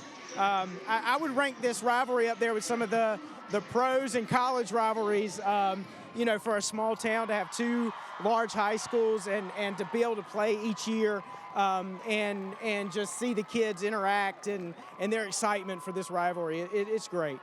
Well, we asked the principal for Glenn, and he said very similar things between the two of these schools, having that rivalry. Well, with East Forsyth undefeated right now, as you guys are approaching the playoffs, what's been this approach like for the student section, for the parents, for the community? It's amazing. Having a successful football program does so much for a high school. It's that pride, that school spirit, the community support. It's just, I'm so proud of these students and our coaches. And not only are they great athletes, they're great students, leaders in the school, and just this experience just makes them stronger students, stronger athletes, and it's exciting to see them excited. 6 miles apart, and I'd say your team traveled pretty well. What do you have to say about the fans on the other side? I am so proud of our student section and all the fans that came out to support East. Like you said, 5 miles away. This is the one that's marked on your calendar as soon as that football schedule comes out, and they've shown up. And it's a battle, as you can see with the score, and so the more fans and the louder they get, the better it's going to be for our team. They've shown up, and they've been loud, certainly. Rusty Hall, thank you for your time. Thank you. I appreciate what you guys do for high school athletics, and it's great to expose our kids to a greater audience. So thank you. Well, how about that, guys? What kind words. We appreciate it always. Thank you. Thank you, guys. Well, when we come back, next up is the My Spot Medical Timeout, your spot for COVID-19 protection from our halftime sponsor, NCDHHS. Here we go.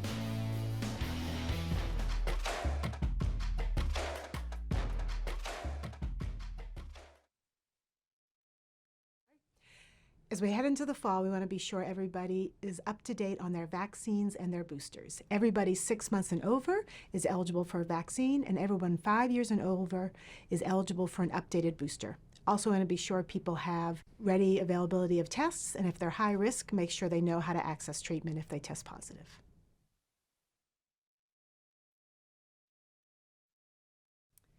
The new booster provides the most updated protection against COVID. It has elements of the original COVID virus, but also the Omicron strain, which is the most popular circulating variant right now. So it provides the most up-to-date protection for people as we head into the fall and winter.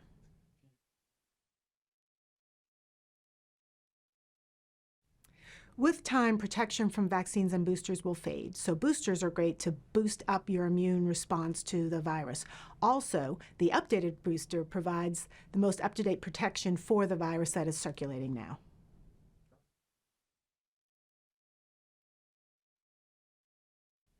If you have COVID-19, you want to be sure that you have recovered from that infection, so you're not actively sick, or it's been at least 5 days since you've tested positive.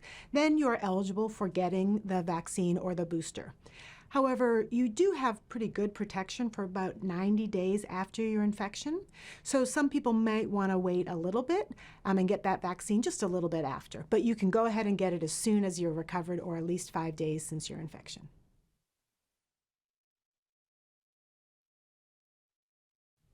COVID vaccines and updated boosters are widely available in North Carolina. People can call their healthcare provider, their local health department, pharmacies, or they can go to our website, myspot.nc.gov, to see where all of the vaccines are available across the state.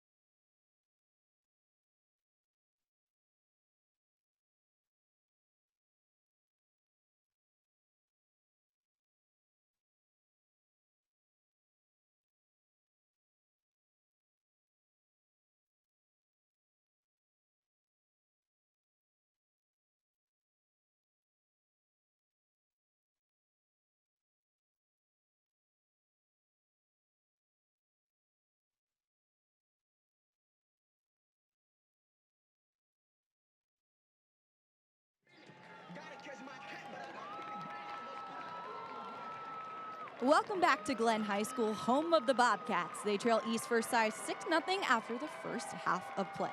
Well, let's take a moment to talk about what's upcoming with our naming rights sponsor, the Winston-Salem Fairgrounds. There's something strange brewing in Salem. All month, the Winston-Salem Fairgrounds is hosting Salem's Lot, the only haunted village in Winston-Salem, and the premier walkthrough haunted village attraction in North Carolina. The season started last night and will run through October 31st. Salem's Lot is in Yesterday Village at the fairgrounds and is open from 8 p.m. to 11 p.m. on weekdays and 8 p.m. to 12 a.m. on weekends. Rain or shine, come check it out. For more information and tickets, visit wsfairgrounds.com. Now we'll send it to the booth for first half highlights and stats. Rebecca, this thing's scaring me a little bit. This is a heck of a haunted house. You know, I tell you what, because that's a great show itself. Will, with all due respect to our sponsors, absolutely not. Well, because you're afraid of it. Yes. It's good. You're just too scared. You know what the crazy thing is? I'm probably bigger than most people that are ever going to work there, but I'd just rather not do that. Oh, let's focus on the numbers that aren't LBs, and we'll focus on yards in this first half, because neither team's had a lot of points so far. And Mark, we told you coming in East Forsyth, they score 40 points a game, highest scoring team in the state. Well, that's not the story tonight, because Jalen Rayner has tried to make things happen, but he's gone nowhere. It's been just self-inflicted wounds has been the name of the game for East Forsyth here tonight, whether it's been penalties and 2 costly interceptions, something we have not seen at all this year from this offense. It's just been one thing after another that have continued to pile on top of each other. And that's what's resulted in the 6 points in the first half. 1 of 2 interceptions for Rayner. He entered this game with 0 picks. But I tell you what, this is a... Let's go down to Rebecca Fiorentino with Glenn, because they've had a nice first half. Rebecca? Thanks so much, guys. Well, Coach, we know coming into this, East is the highest scoring team in North Carolina. You've held them to 6 points here in the first half. What have you liked out of your defense? I mean, our defense has played the same way all year. They're relentless. They're not going to give up. Our backs was against the wall a couple times, and they came out with 0 points. Now we just gotta capitalize on the offensive side of the ball. They're too good of a defense for us to get positive gains and then get negated by penalties. But we're right there. We're a couple plays away from breaking that thing. I told the defense, keep playing like you're playing. Offense, we're going to end up breaking one. And how about your quarterback, Mario McClure? What's your assessment of his play so far? I mean, he got the jitters out early. But, I mean, he's a junior. He's doing what we've expected him to do all year. It's just coming now, which is good. We're fine with that. One thing that he brings, the dynamic, he can run the ball, so we can use his legs as well. So, yeah, we'll see what the second half brings. Senior night, last home game for your team. What was your message coming in here in this second half? You don't know, or if you're not familiar with it being your last time, then you don't know the feeling that you have going into a game. This is going to be their last time in this stadium playing. I told the young guys, if you don't want to play for yourself, you play for the seniors, because it's guaranteed that they won't play here again. So, yeah, just leave it all out in the field, and that's all we can ask for. Coach, a lot of emotions. Thank you for your time, and good luck. I appreciate it. Go Bobcats. That's head coach. We've got our head coach. Well, coming up, we've got our second half of play. Stay with us. It's 6-0 East Forsyth. Plenty more to come. Plenty action from Kernersville. K-Vegas, baby.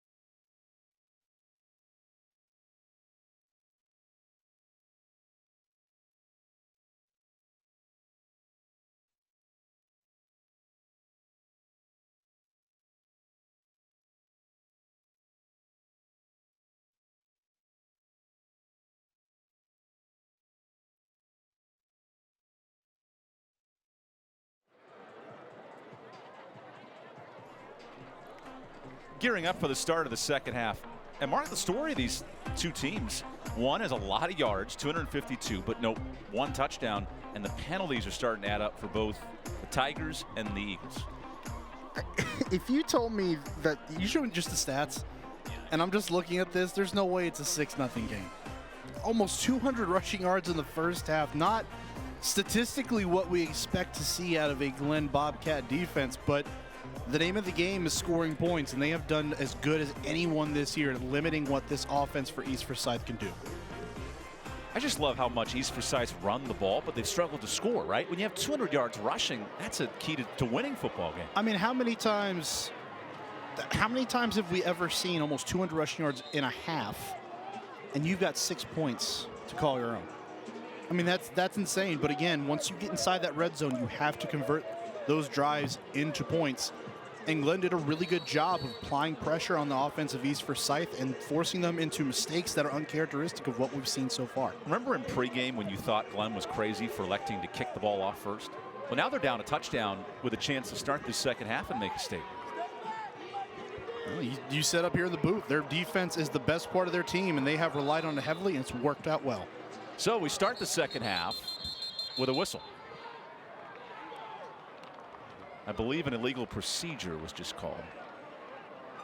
I guess I'm just kind of wondering how you have illegal procedure on a kickoff when everyone's stationary, unless it was a false start. Wouldn't that be impossible because you have to run forward?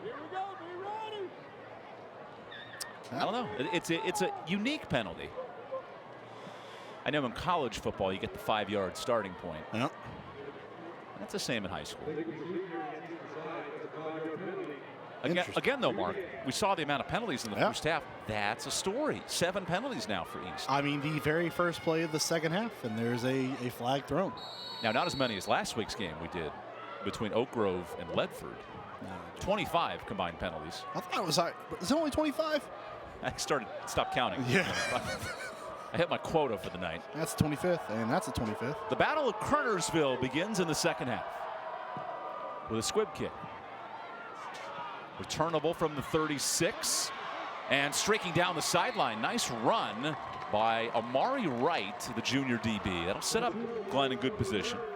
We've seen it a few times tonight where this offense has started in plus territory or right around midfield, and they have not been able to convert in their own right. So, again, as much as we talk about how good Glenn's been defensively, rightfully so, East Forsyth has also held their own when they've been dealt short fields.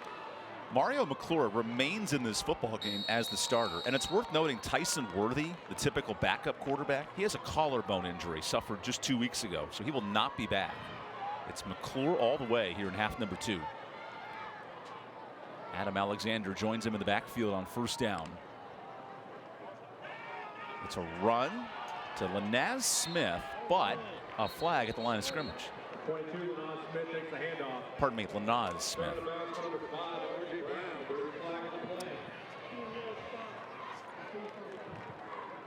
And that will be our 14th penalty of the night. When do you stop counting tonight? I'm going to cap the quota at 14. Okay. Hoping we don't have a 15. But it does happen. I do wonder, though, Mark, Glenn needs a win to keep their playoff hopes alive. How costly are these penalties? Super costly, and we touched on it a little bit in the first half, of the fact that this offense in particular is not built to come back from these long distances. So they've got to stay on time with what they're doing and on schedule. Smith on 1st and 20. He'll get most of the penalty yardage back. But this is the first carry for Lanaz Smith. Typically, Brandon Sutton's been pounding the rock, but only 21 yards rushing. And on 6 carries. And that's the thing that this defense has done. They've taken away the running attack, and that's exactly what this offense prides itself on. They've put this game squarely on the shoulders of the quarterback position. Mario McClure has to be exceptional here in the second half to open up this defense more and allow these running backs to find lanes when they get the ball. Second and a long 18 to open the second half. Play action, pressure, lobs, nearly picked. A lot happened on that play, intending for Kamari Shell. Man, just trying to operate in traffic, and that's just not what you need to be doing. I mean, you cannot make that throw under duress like that because you are throwing it where there is a flock of Eagles sitting and waiting on that football. Lucky that one wasn't tipped and intercepted. The 2 interceptions for East Forsyth offensively have been costly. That would have been big on defense for D coordinator Aaron Beal in his 6th year. 3rd and 18. That's short of the sticks and dropped, intended for Jalen Caldwell. So with great field position, leads to another punt. Same story that we saw in the first half, right? Just not able to convert those opportunities into points. And that one was incomplete out to the far side. Still would have come up well short of the first down, of course, but our officials are confirming the call was incomplete. So they're resetting where the ball should be, but then the chain gain removes, and well, you know, you get it all figured out. It's okay. It's just what, week 10 on the high school circuit. We're all just still trying to get acclimated a little bit. Technically week 9 because of the week 0. Well, there's our weeks. It's the 10th week, but you're right. 7th punt for Glenn tonight, but a whistle. That's the 14th penalty. It's offside on the defense, so it becomes 4th and 13.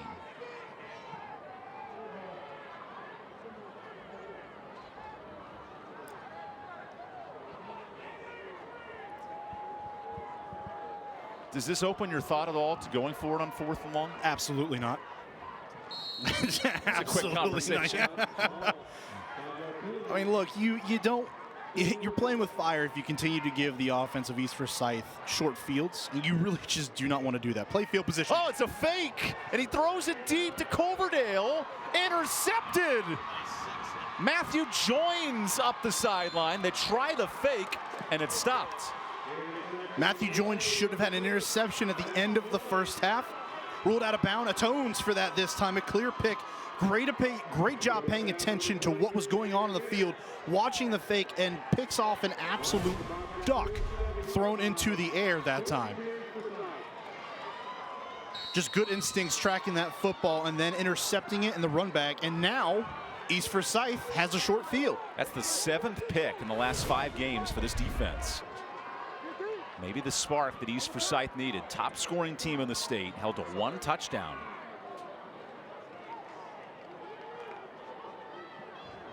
Jalen Rayner keeps, gets the first down. And Rayner, he's been on the ground tonight. 150 yards rushing in this football game. And only 6 points. And hopefully this is the drive that they kind of wake up and they flip the script and they find that consistency that they've had all year long. This is a good start to it. Good motion, pulling Lyman and Connor as well that time, clearing out the side, opening up a nice lane.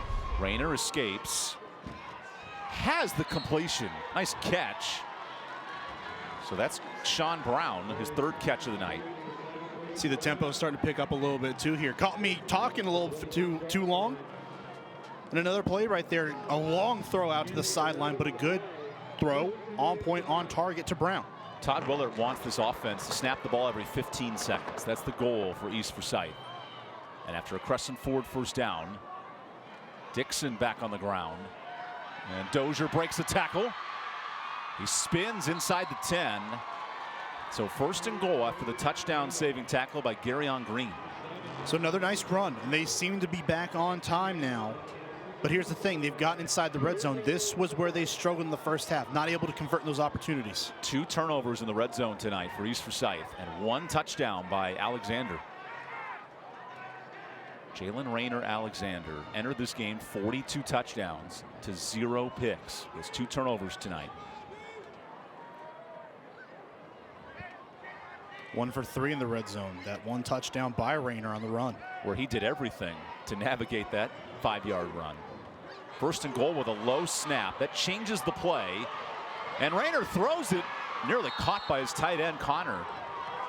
And Xavier Crawford at the center position. He has struggled tonight with those snaps. I mean, they've been low consistently here tonight. And we kind of talked about it at the half. Maybe that's part of the reason that the timing is being thrown off in this offense. Look here, down at the feet. And really actually crawled back to Rayner that time. You've got to get that snap up. Because before you block anyone, the play has to happen with the football in the quarterback's hands. Sophomore center struggling for this offense.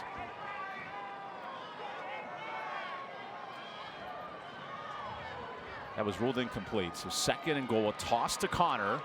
He stretches outside. Connor rumbles into the end zone.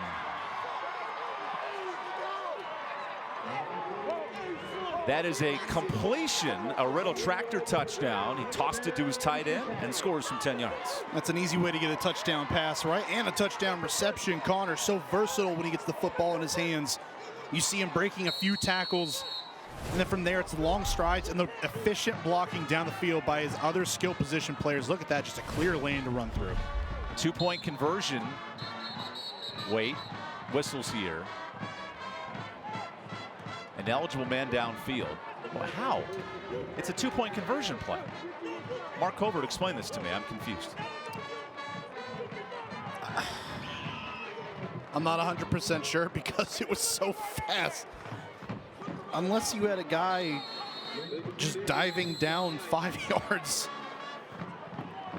I'm not really sure about that one, but if they're going to go for 2 now, it's just going to be, or maybe not, they're going to keep the same formation. I thought it might be a little more structured here. East Forsyth does not attempt extra points with the leg. They love to go for it on 2. High snap to Rayner. Lob to the end zone. Overshot his target. But an opening drive touchdown. 5 plays, 47 yards in just over a minute. As East Forsyth finds its wings in the third quarter. We have a 2-score game here on the Winston-Salem Fairgrounds. Friday Night Rivals, Game of the Week.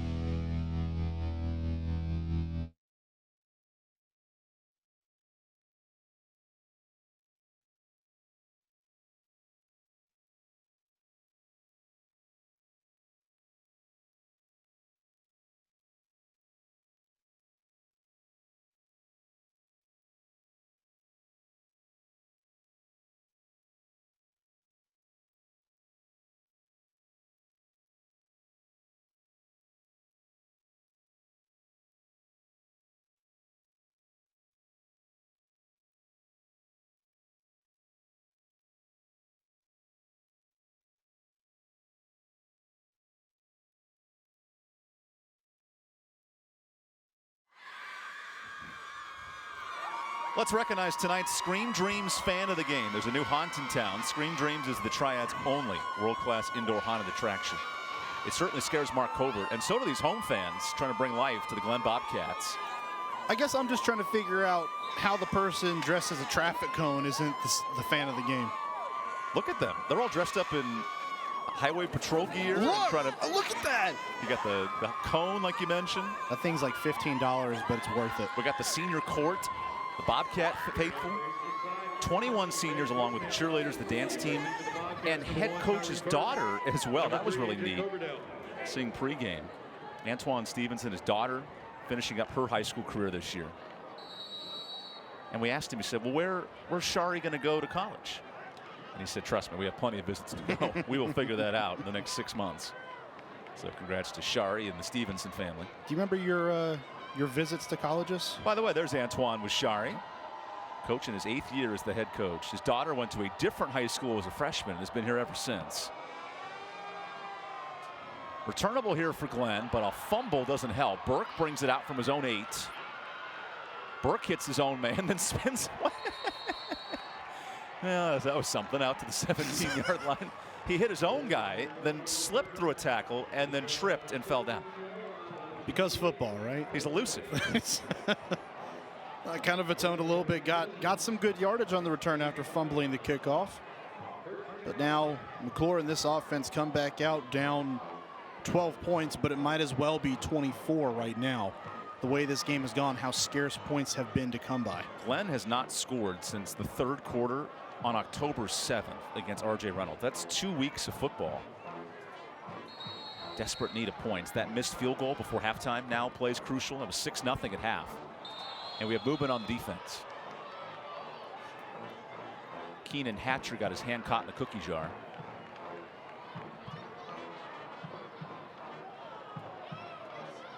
Hold your water. Just got to hold your water, not get too antsy along that defensive line. Which is neat because the expression in this town is deep water for Glenn. And then for East Forsyth, it's shallow water. So some degree of water is on the line tonight. in the Kernersville Cup. Here's a toss play and a nice run. Coverdale breaks the tackle. He gets 3 yards. So 2nd and short. It's a nice play by Gay out on the edge that time. Missed the tackle initially, but keeps his wits about him, keeps his balance, continues to pursue the football, and was able to cut down Coverdale after the play. So good recovery that time by Nigel Gay. Coverdale, a former cornerback and safety for this team, led the squad in picks, moves to offense as a senior. And on 2nd down, a toss to Coverdale. AJ gets a block, and he has the 1st down, stretching that football out to the 33. Coverdale's been making some plays here tonight, hasn't he? We've seen a couple of screens that he's done well on, now runs. Well, after that run, though, after the crescent forward 1st down, Coverdale a bit slow to get up. We saw him at the end stretch his arm out, and sometimes you wonder, you put that shoulder in an awkward spot. Ooh. It's not the way I would have gotten him back to his feet, but he looks to be okay. If we just saw, well, I don't want to speculate. That's a football player right there. Let's just leave it at that. Are you saying he popped his shoulder back in? I don't want to speculate, but it kind of seemed like that's what just happened. That is a football player right there. That's AJ a senior Coverdale, who knows it's his final home game and doesn't want to leave the field. The playoff game if they make the playoffs. Okay, watch this. Just kind of yank it in one direction, and oh, there's the haunted house for you.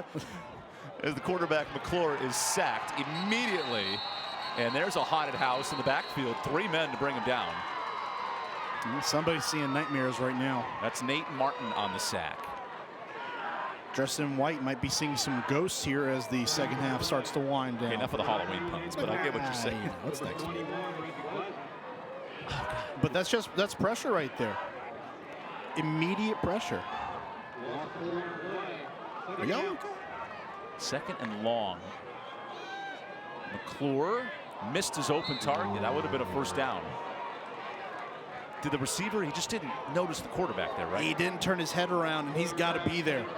And really, maybe the pass was a little bit too far inside. We're going to get a good look at it here. Yeah, I don't know. Maybe a little bit on both parties that time, but that's Hokaina Rigo, the open receiver. But he's got a one-on-one matchup if he catches that ball with joints. And from there, you win that matchup, you get past him. You just never know. 3rd and 14. McClure thought about the screen, and he's dropped. Nick Martin, the twin brother, comes in for the sack. There he is. Been waiting to call his name all night long. It's been a quiet night for Nick Martin, but finally gets home on a sack. We expect that from him. Such a hard worker, one of those guys that's just a football player, a football savant, likes to study the game, play after it. This is the 10th sack of the year for Nick. I mean, just look at him drive into the backfield that time.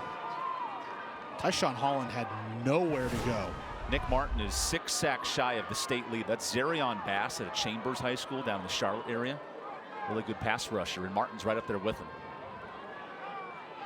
Here's a delayed punt. The last punt went 45 yards. This punt might go farther as it rolls 47 yards by my mental math there real quick.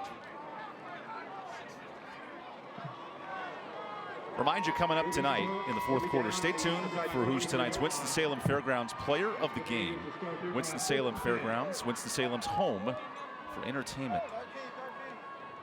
And then coming up in the 4th quarter here at Glenn High School, we'll have tonight's Roan Law Play of the Game. Roan Law fights and has the results to prove it.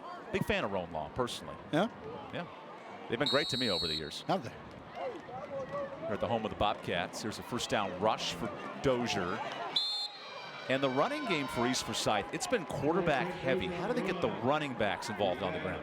Well, it may start to happen now because you've seen the opposite offense sort of open up a little bit, if I can even get the sense out of my mouth properly. But really, it's just been about keeping the ball on the ground with Rayner and allowing him to expand on that. Once the defense locks in on him, he's able to hand that ball off and give it to other guys. Rayner keeps. Might have made the wrong decision as he's piled back. Just Sean Hardy in on the tackle. Plenty others there. And we've noted multiple times Rayner's ability to juke and make men miss. That time he had no chance. But you know, sometimes there's nights where you've got to just give it to your best player and say, hey, go ahead and go get it for me.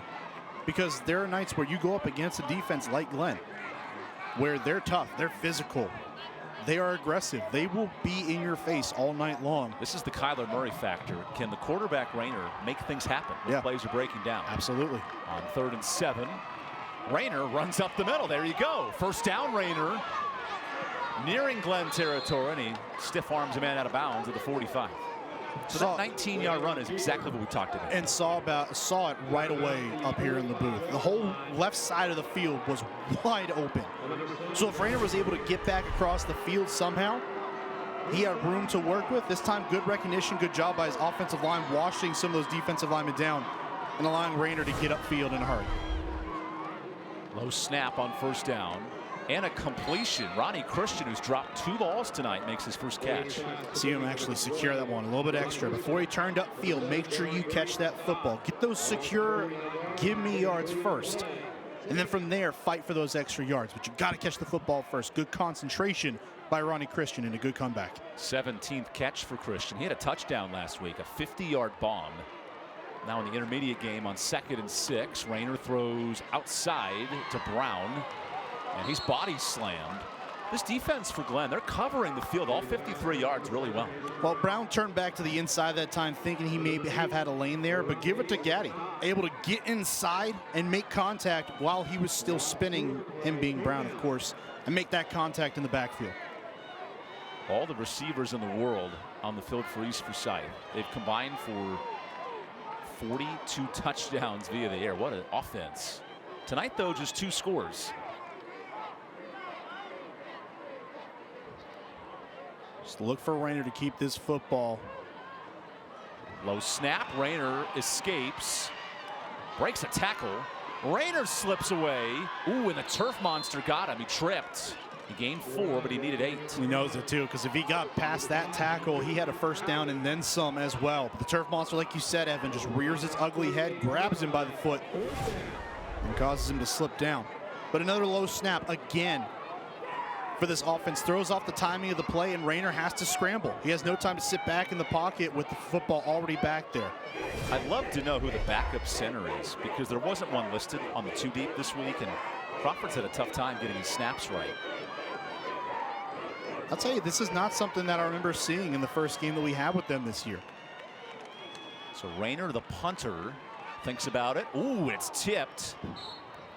Okay, so that punt nets, let's say, 13 yards, if that. You think Jalen was thinking about running with that football? Just seeing how much this punt return unit dropped back, and maybe he had some room. We'll take the timeout in a 2-touchdown game with East Forsyth lead.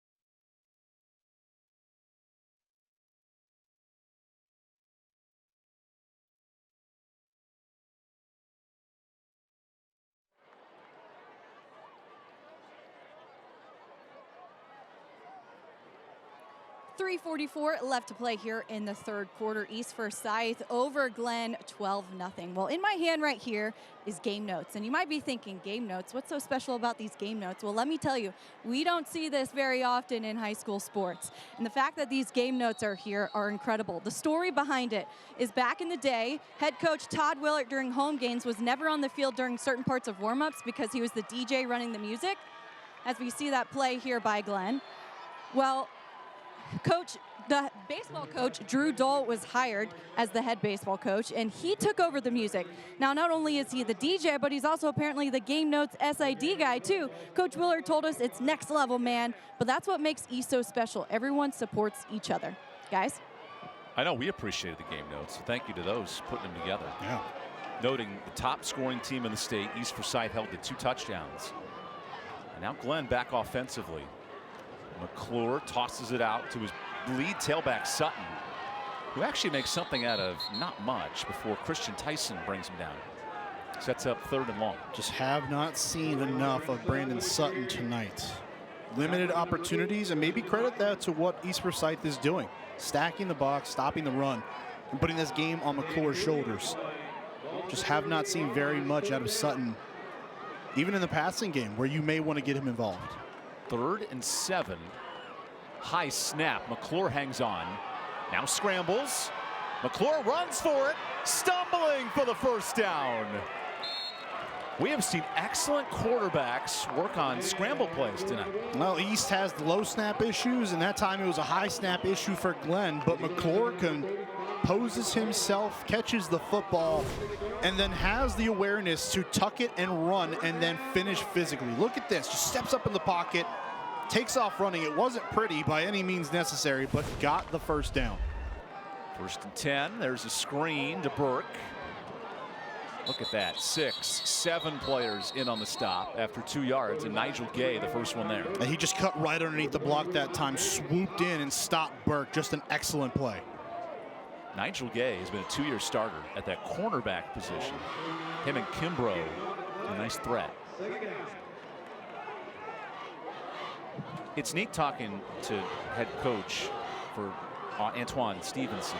He's the offensive coordinator, but he told us this week, hey, if you find the openings for coordinators, I'd love to have some help. He wants to be the full-time head coach.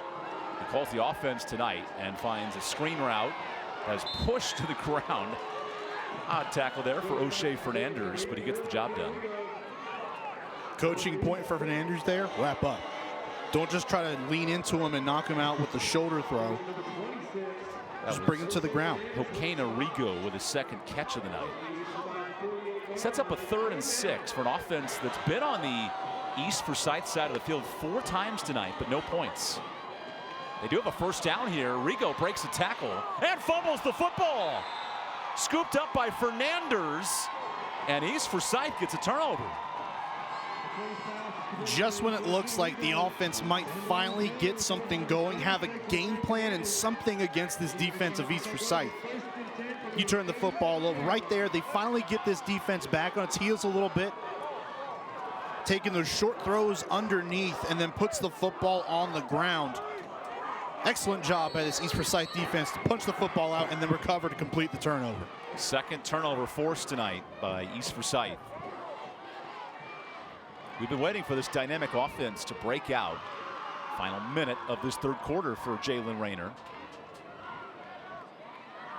who has really developed this year, calling out his own on offense as that low snap results in a sack. East Forsyth has to fix those issues. I mean, it's been low the entire night. And that just might be a byproduct of moving too fast with the football, trying to get out there and block. I know Crawford wants to hit somebody in a Glenn jersey, but you've got to get that snap back there first. And he's trying to block the 6'1", 305-pound Josh Nolan. And maybe that's affecting it. Better snap this time. Rayner slings it over the middle, and it's dropped. Joshua Alston couldn't hang on. Stay tuned. In the 4th quarter, we'll have our West Rock scoring summary, which could have been that play if he caught it. West Rock, your local leader in paper, packaging, and displays. Join our team at jobs.westrock.com. I just wonder if Alston took his eyes off the football because he saw the safety coming over the top. That's the 5th drop tonight for East Forsyth. And they've, again, another self-inflicted wound. If it hasn't been penalties, it's been mental mistakes. Drops are a part of that. You've got to come down with those footballs. Whoop, the center didn't snap it, and everyone else moved.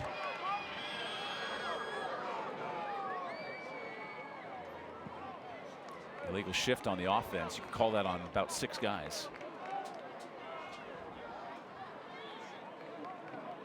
I mean, when they 11th penalty for East tonight. When they get back over the sideline, you got to have someone come over there. I don't know if it's Coach Willard or who, but someone's got to come over there, talk to that offensive line, be like, guys, we need to settle down because we're getting way too far ahead of ourselves and we're trying to move way faster than we need to.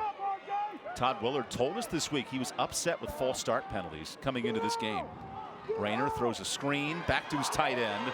Connor gets near midfield and shields off 3 tacklers. He is just short of the first down, but that was a tremendous 15-yard gain. I'll be surprised if they don't go for it at the start of the fourth quarter. Look at this run by Javante Connor, the Lane Kiffin recruit at Ole Miss, moving the chains, or at least trying to. As we go to the fourth quarter, we're moving on to the fourth. It's a 2-touchdown game for our Winston-Salem Fairgrounds Friday Night Rivals Game of the Week, presented by Roan Law.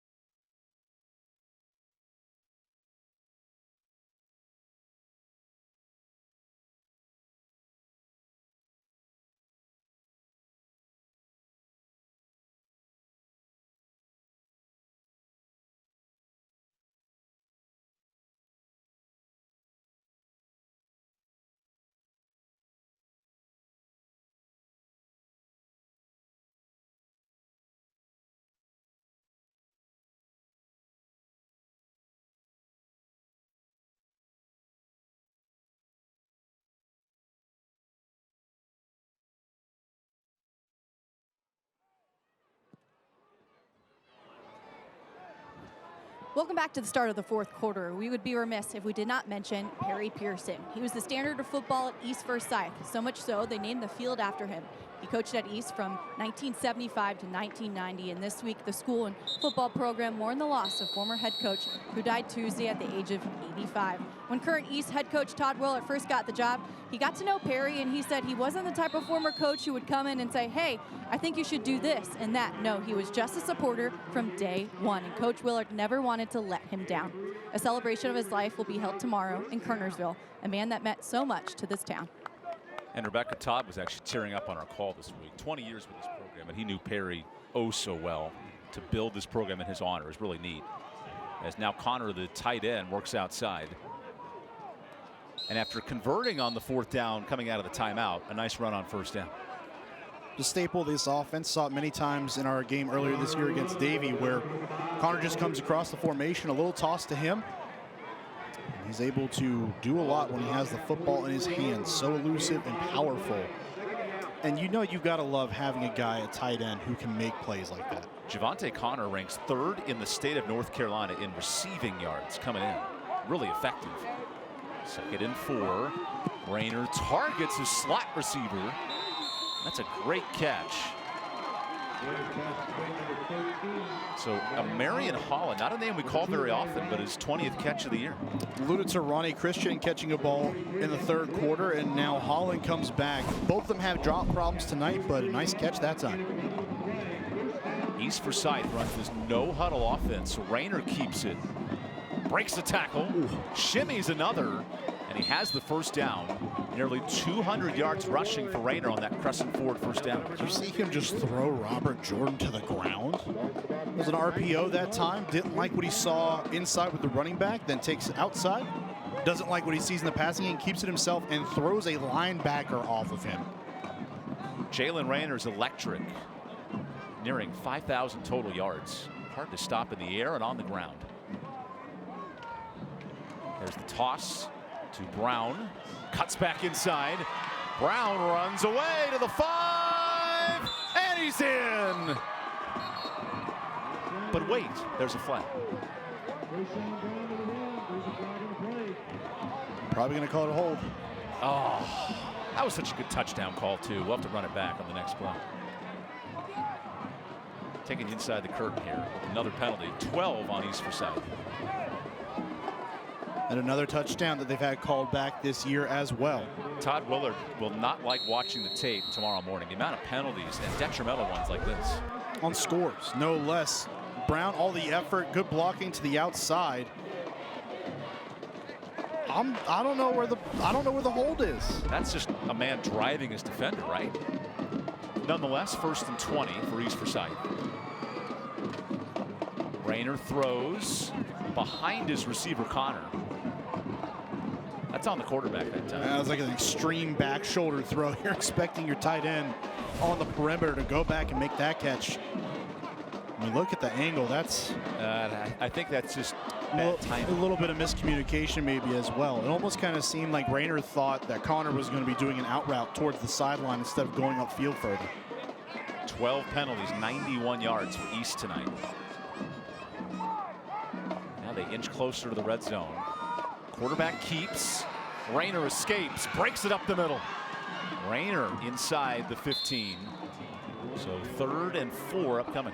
I mean, he has been the do-it-all on the ground. When they've been behind the chains, it's been Jalen Alexander Rayner to take that football on his own, get upfield, get those yards on the ground, and just use his athletic ability to work his way down the field and give them shots on 3rd down. Todd Willard told us this week, Jalen Rayner checks out of bad plays all the time for our offense, puts them in the best position.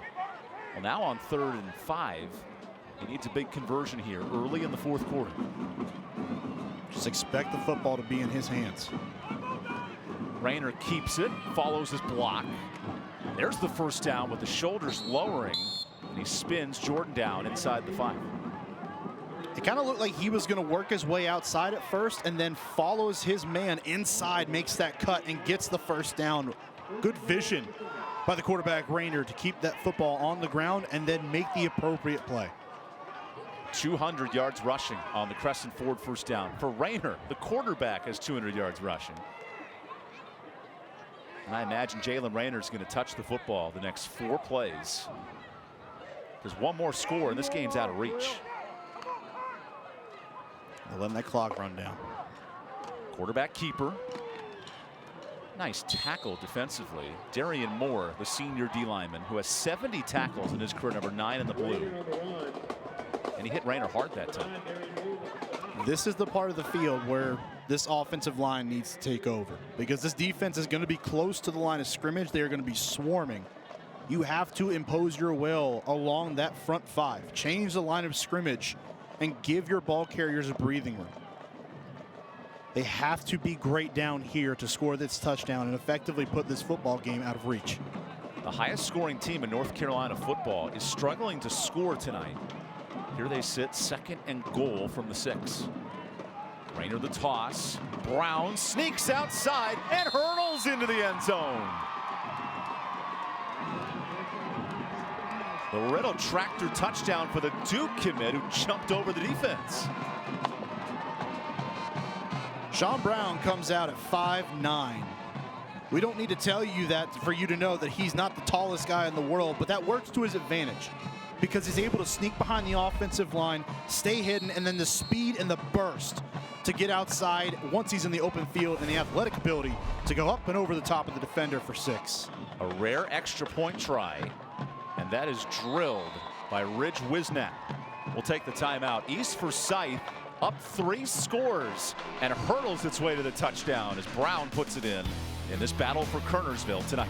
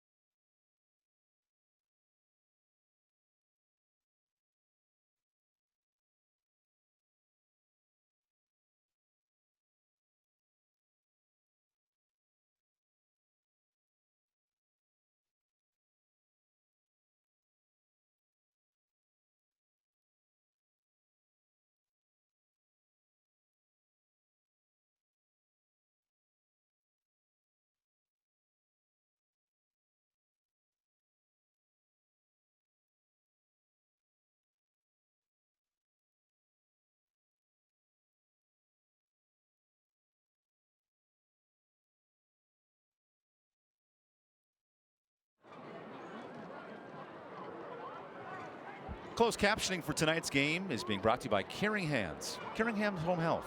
Hands-on, compassionate care around the clock. A road fan base searching for a 9-0 start and could most likely eliminate Glenn from the playoffs tonight with a win. They're in-city, in-county rival. Definitely put a huge blemish on their chances. Again, we talked about it, how they needed to win this football game tonight to really keep those hopes alive effectively. Still have a small chance when you look down that schedule for Glenn. They've played some powerhouses, so that may play into their favor, but they also have to have enough wins to get to that point to validate their candidacy for the postseason. And it's going to be tight. Something that Antoine Stevenson told us this week. He understood the urgency and preached that to his players. Not to mention the battle for the Kernersville Cup that's being handed out tonight. You know, you don't want to put pressure on the guys, especially when they know the pressure is already there. You're playing against a team that a lot of people think is the best team in the state of North Carolina. By the way, we have to win, you guys, if we want to make the playoffs. You don't want to do that, but that's the reality of the situation. Coach Stevenson's one of those guys. He's going to keep it real with his kids. Rich Wisnet sends this away just outside the 10. And Glenn, who has been in East Forsyth range 5 times inside the 50, have not been able to score. We have an injured man down for East Forsyth. It's Justin Lindsay down on the turf.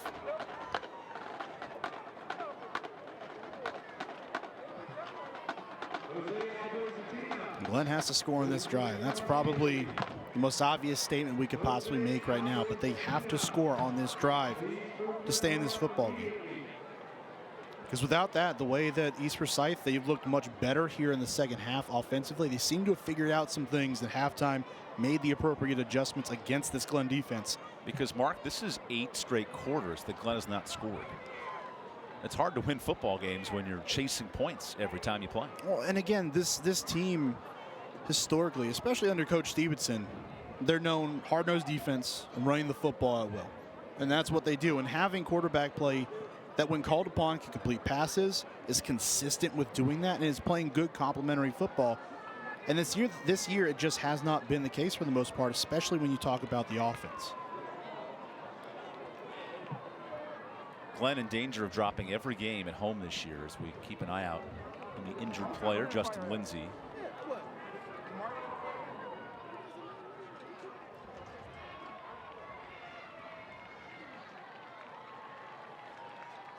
Hope the best for Justin tonight. Jennifer Kreismore, one of the athletic trainers, leads this staff. You see her on the left. Appreciate her hard work tonight. Always appreciate the fine athletic trainers that are always out at these games, helping these student athletes with whatever ails them. October ends the month of National Athletic Training Month, and it's worth noting what all of these athletic trainers around the country do. They're so valuable with a penalty here. And that's a tough job. I don't think people realize. You see the false start there, but I don't think people realize how tough of a job that is. I mean, all the things that you have to do just to get to the point where you're able to be here on a Friday night. 8th penalty for Glenn tonight.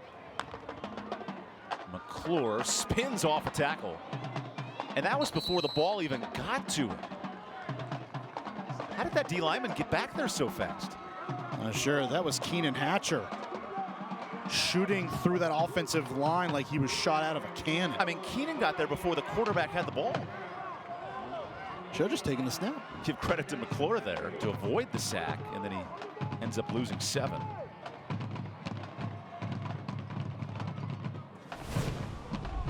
See it here. I mean, my goodness, Hatcher just, again, just looked like he got shot out of a cannon. It's a great play. More pressure, and McClure finds out Rigo. Gets back half of the penalty yardage before Tyson body slams him. That short passing game seemed like it was working on the last drive before the turnover. Glenn needs some urgency. You're down 3 scores with 6 minutes left. You got to hurry up. And you got those 3 timeouts, of course, but that's only going to do so much. You've got to start working your way down the field. We saw some early shots in the game. They got to start going back there because they need plays in chunks of yards.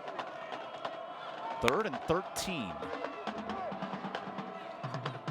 Antoine Stevenson, the head coach, calling for his offense here on 3rd down. And you can see East Forsyth is not worried about them throwing the football. One safety deep. McClure to throw.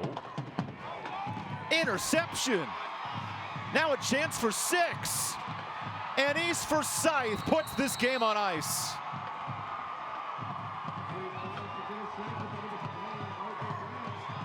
That's a Riddle tractor touchdown. Pick 6 for R.J. Brown. He tackles, he gets in the backfield, he recognizes plays, and that time reads it perfectly. The pressure for East Forsyth gets home, affects the throw.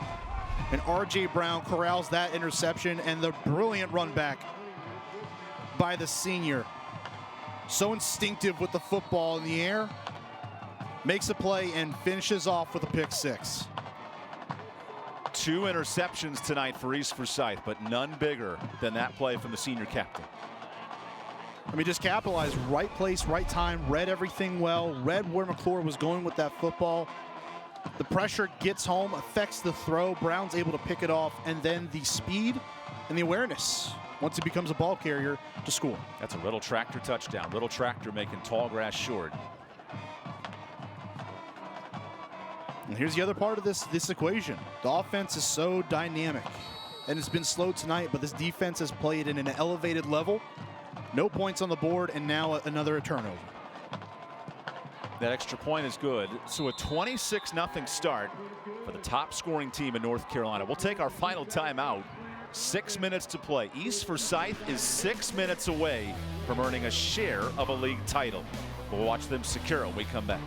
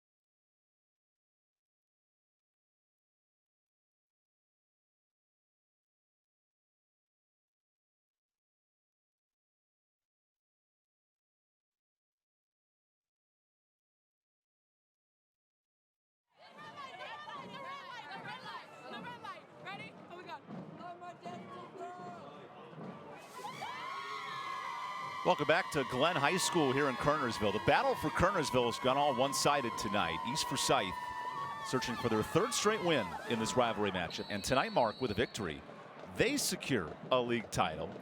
Not a full league title because Reagan won tonight over Mount Tabor, but they have the tiebreaker, so they will be the #1 seed in this bracket. And more or less, right? They are the outright league champions. They win next week against West Forsyth.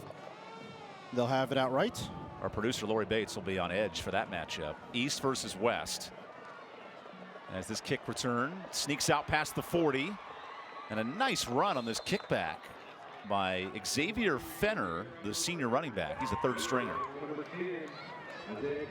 Glenn has had good field position tonight. They just have not moved the football. On like the vast majority of their drives. It really seems like every time they're starting with the football, they're near midfield. So that's been the area that is probably going to cause the most pain when you go back and watch film, is just understand how many drives started either in or near East Forsyth territory. And this offense just has not been able to capitalize all night long, whether it's been missing assignments, turnovers, penalties, whatever it may be. They have just been off kilter all night and not able to get on the same page. And the 3 turnovers costly. The pick 6, the fumble, and the interception deep into East Forsyth territory. That's maybe 10 points, and then you're back in the game. Well, right. It's a much different ball game probably at this point. The complexion is completely different. For a game that was 6-0 at halftime, it felt like a major win to that point for Glenn. And just here in the second half, they have not made the adjustments that East Forsyth has made. So I believe we have an issue with the chains. I think the chain may actually be malfunctioning at the moment. And given the way, no, I'm not going to make that reference right now. was about to say given Glenn's offensive performance tonight, but I will hold at that. Looks like the chains have been fixed. Again, those deep shots that they took a few different times in the first half. Got to start taking some more of those now. McClure feeds his lead tailback, Sutton. That's a nice run for Brandon, who breaks it open. Sutton inside the 20. That's the biggest run of the night for the junior tailback. Had 615 yards coming into tonight, 3 touchdowns. And that's a big gain. Finally, we find him on the stat sheet. There is Brandon Sutton. A good job by his offensive line opening up the hole, and then Sutton cuts back. That's a 41-yard run on the Crescent Ford first down. Now the new tailback, Smith, comes in. But a flag. Pretty late flag. It was after the whistle, too. What do you got for us, Kevin, right? On the defense, okay. So Glenn with a chance inside the red zone now to score their first touchdown. Just kind of felt like that was too late in the play to throw a hold. Glenn has not scored since the 3rd quarter on October 7th, so 2-week stretch. That was their last win against R.J. Reynolds, 21-zip. And that center, Chris Shoemaker, his helmet has seen some things tonight against this defense. I think it's seen some things all year long. Physical mindset, offensive line that likes to get after it. Smith on the carry is immediately dragged down, and whistles hold us up. So a loss of a couple on that run. Good push by that defensive front of the Eagles, getting back there, changing the line of scrimmage and pushing that offensive line back. East Forsyth has held 5 opponents under 10 points and searching for its 3rd straight shutout. Because we talk about Jalen Rayner all night, but this defense is really good too. No, they're spectacular. There are athletes all over the field and guys who understand the game of football. And R.J. Brown gets them all set up, but these are the guys that might be most important in the playoffs. Incomplete to the end zone for Jalen Caldwell. Mario McClure has a tough assignment as the quarterback. You get inserted into the starting lineup. He has 0 touchdowns entering tonight, and he has not been able to connect on the deep ball. And we were also expecting another starter, right? I mean, McClure, Crawford, exactly. Yeah. So McClure wasn't even the guy that we thought was going to be in the game, at least initially. Because we had heard earlier this week from Coach Stevenson, look, if we're looking for a spark and one guy's not getting it done, we're not afraid to put the other guy in there. But it has been all Mario McClure here tonight. Whistle and encroachment on the defense.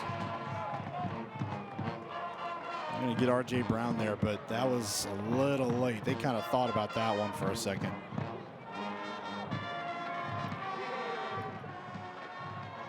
How dangerous is East Forsyth? Can they win a state title with this roster?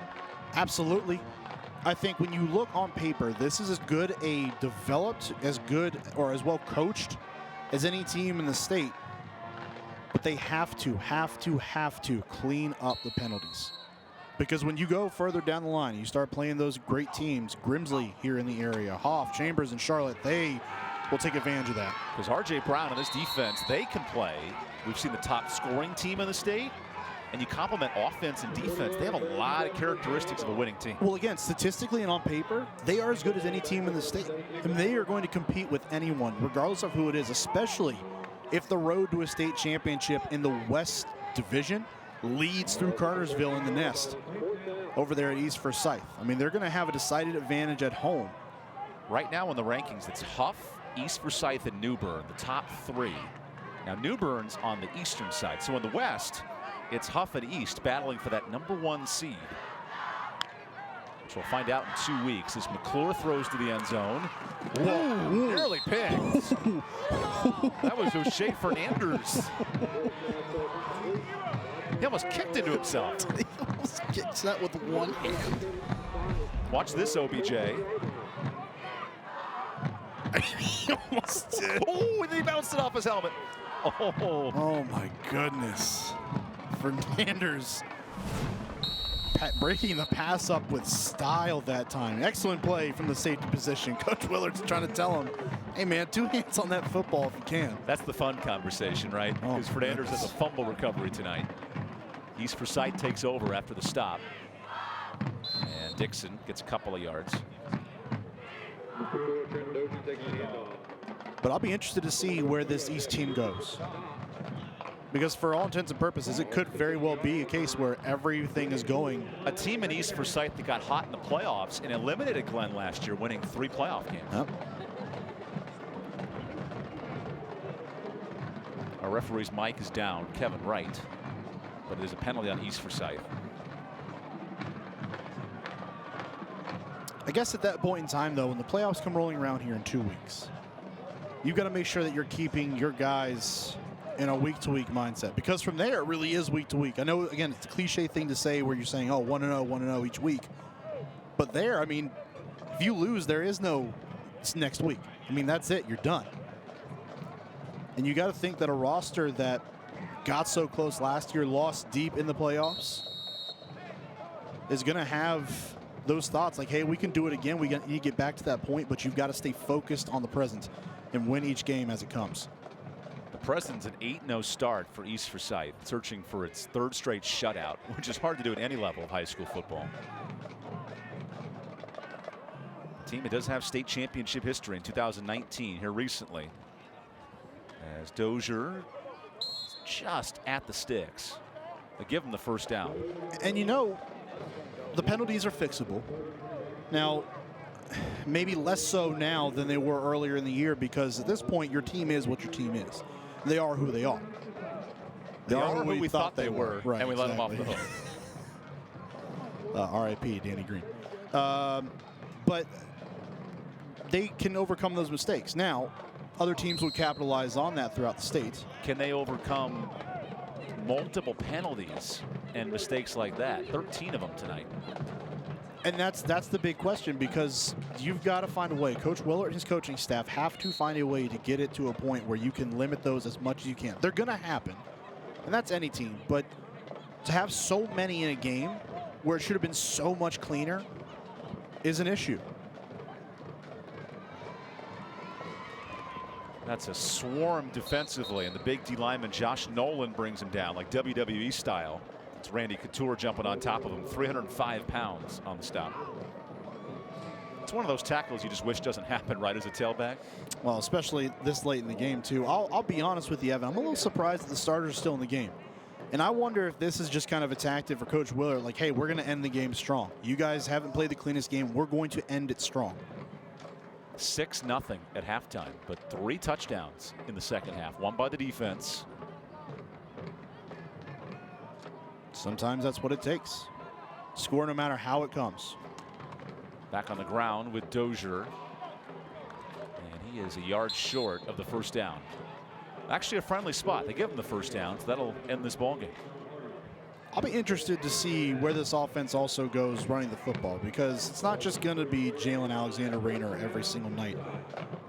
But this running game, led by Trenton Dozier, Lawrence Riggs as well. We haven't seen him at all tonight, but this is a rushing team that, if they can get it going on the ground and open up the air attack, when you've got weapons like Brown and Connor and Holland, Christian, all those guys, Tyson Wolf, I mean, we're talking about an offense that can attack you in multiple facets and different ways with different players. Led by that quarterback, Jalen Rayner. And for more, we go down to Rebecca.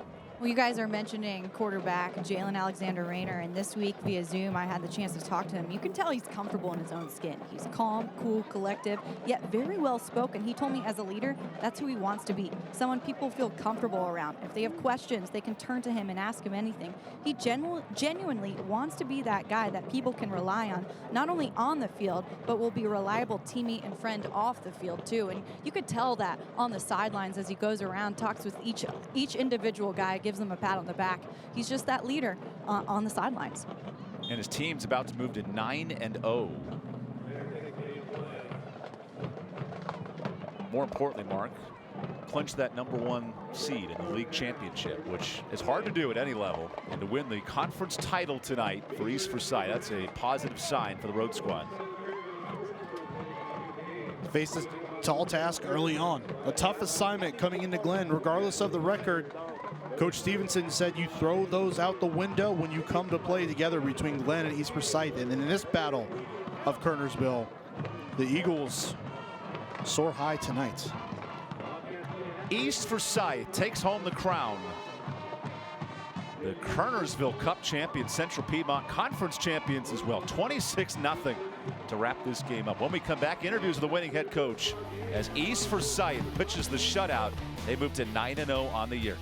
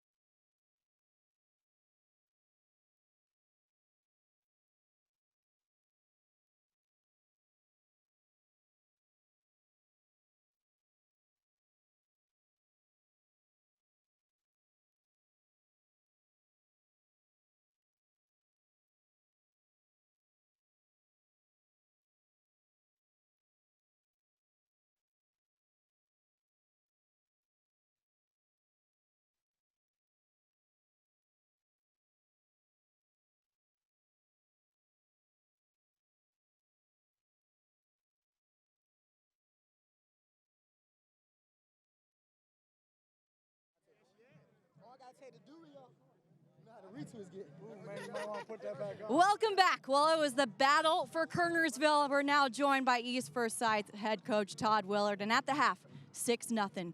What flipped in that locker room that allowed you guys to get the win here today? Our guys just knew we didn't play a very good first half. We told them we needed to play like we usually do, and the guys did. Our defense played outstanding tonight and kept us in the game until the offense got going. Right here, this group behind you, third straight win over Glenn, third straight shutout in your season. What is the significance of this win? We're 9-0. We're moving on to the next week to play West Forsyth and try to win a conference championship. That's what it means. And what do you want teams to know about East Forsyth with this win? Hey, we're coming. We want to be 10-0. We're going to win again. I want to say hi to the Perry family, Perry Pearson, and them, that we're all thinking about you guys too.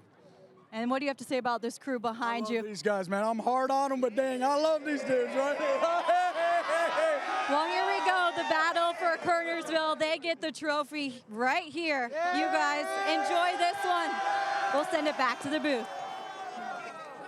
What a great moment for East Forsyth at 9-0. And the reason why they won this game tonight is because of our Roan Law play of the game. East Forsyth really good defensively, and this play secured at the pick six. Oh, just a really kind of capping off a night where they were so good. Against the run, against the passing attack of Glenn, they were so good on the interception return here. It was just kind of a microcosm of their defensive effort here tonight. That's the R.J. Brown pick six, one of 2 turnovers. Roan Law, triad attorneys who are here to help. And let's focus on our West Salem Fairgrounds player of the game. It's Jalen Rayner Alexander, the quarterback. Big night on the ground running the football. I mean, just so electric. And we really thought that maybe he was going to throw the ball around the yard a little bit here tonight, but the underrated part of his game is running the football, and he was so good when he attempted runs here tonight. And you see the extension there for the touchdown. Threw a couple touchdown passes as well, but Jalen Alexander Rayner might be the best quarterback in the state, and he is our player of the game. 328 total yards for the senior quarterback. Let's take a look at tonight's West Rock scoring summary. Not a big first half of points. but Glenn missed a field goal, and then East Forsyth takes over in the 3rd and 4th. Again, so hard fought this game was on both sides, and East Forsyth had to earn everything here tonight. Glenn gave them all they could carry and all they could handle, but the Eagles just too strong, too fast, and too good here tonight. West Rock, your local leader in paper packaging and displays. Come join our team at jobs.westrock.com. There's R.J. Brown celebrating with the pick 6. The battle for Kernersville and the top team in the state, East Forsyth, flexing its muscle on defense in this second half. For Mark Covert and our talented crew here, My48 TV, it's the Winston-Salem Fairgrounds Friday Night Rivals Game of the Week, presented by Roan Law. As a reminder, we'd like to take a moment and thank all of our sponsors who make this game possible. We also like to thank Capital Metals and High Point, Cook Reynolds for their high end zone views, and the Mountain Fried Chicken for a great pregame meal. Finally, thank you for tonight's participating high schools, their admin, for their support of our Winston-Salem Fairgrounds Friday Night Rivals broadcast. Next week, our final telecast of the regular season, 7:30 next Friday, October 28th, for the Grimsley Whirlies. They host the Northern Guilford Nighthawks right here on My48. But for all of us here tonight, for Russell Jones, our TD, Lori Bates, our EP executive producer, Rebecca Fiorentino, Mark Covert, I'm Evan Budrovich saying good night from Kernersville. East Forsyth moves to 9-0 on the year. They're a win away from a league title after pitching the shutout. What a great night for high school football, and we say good night from Kernersville.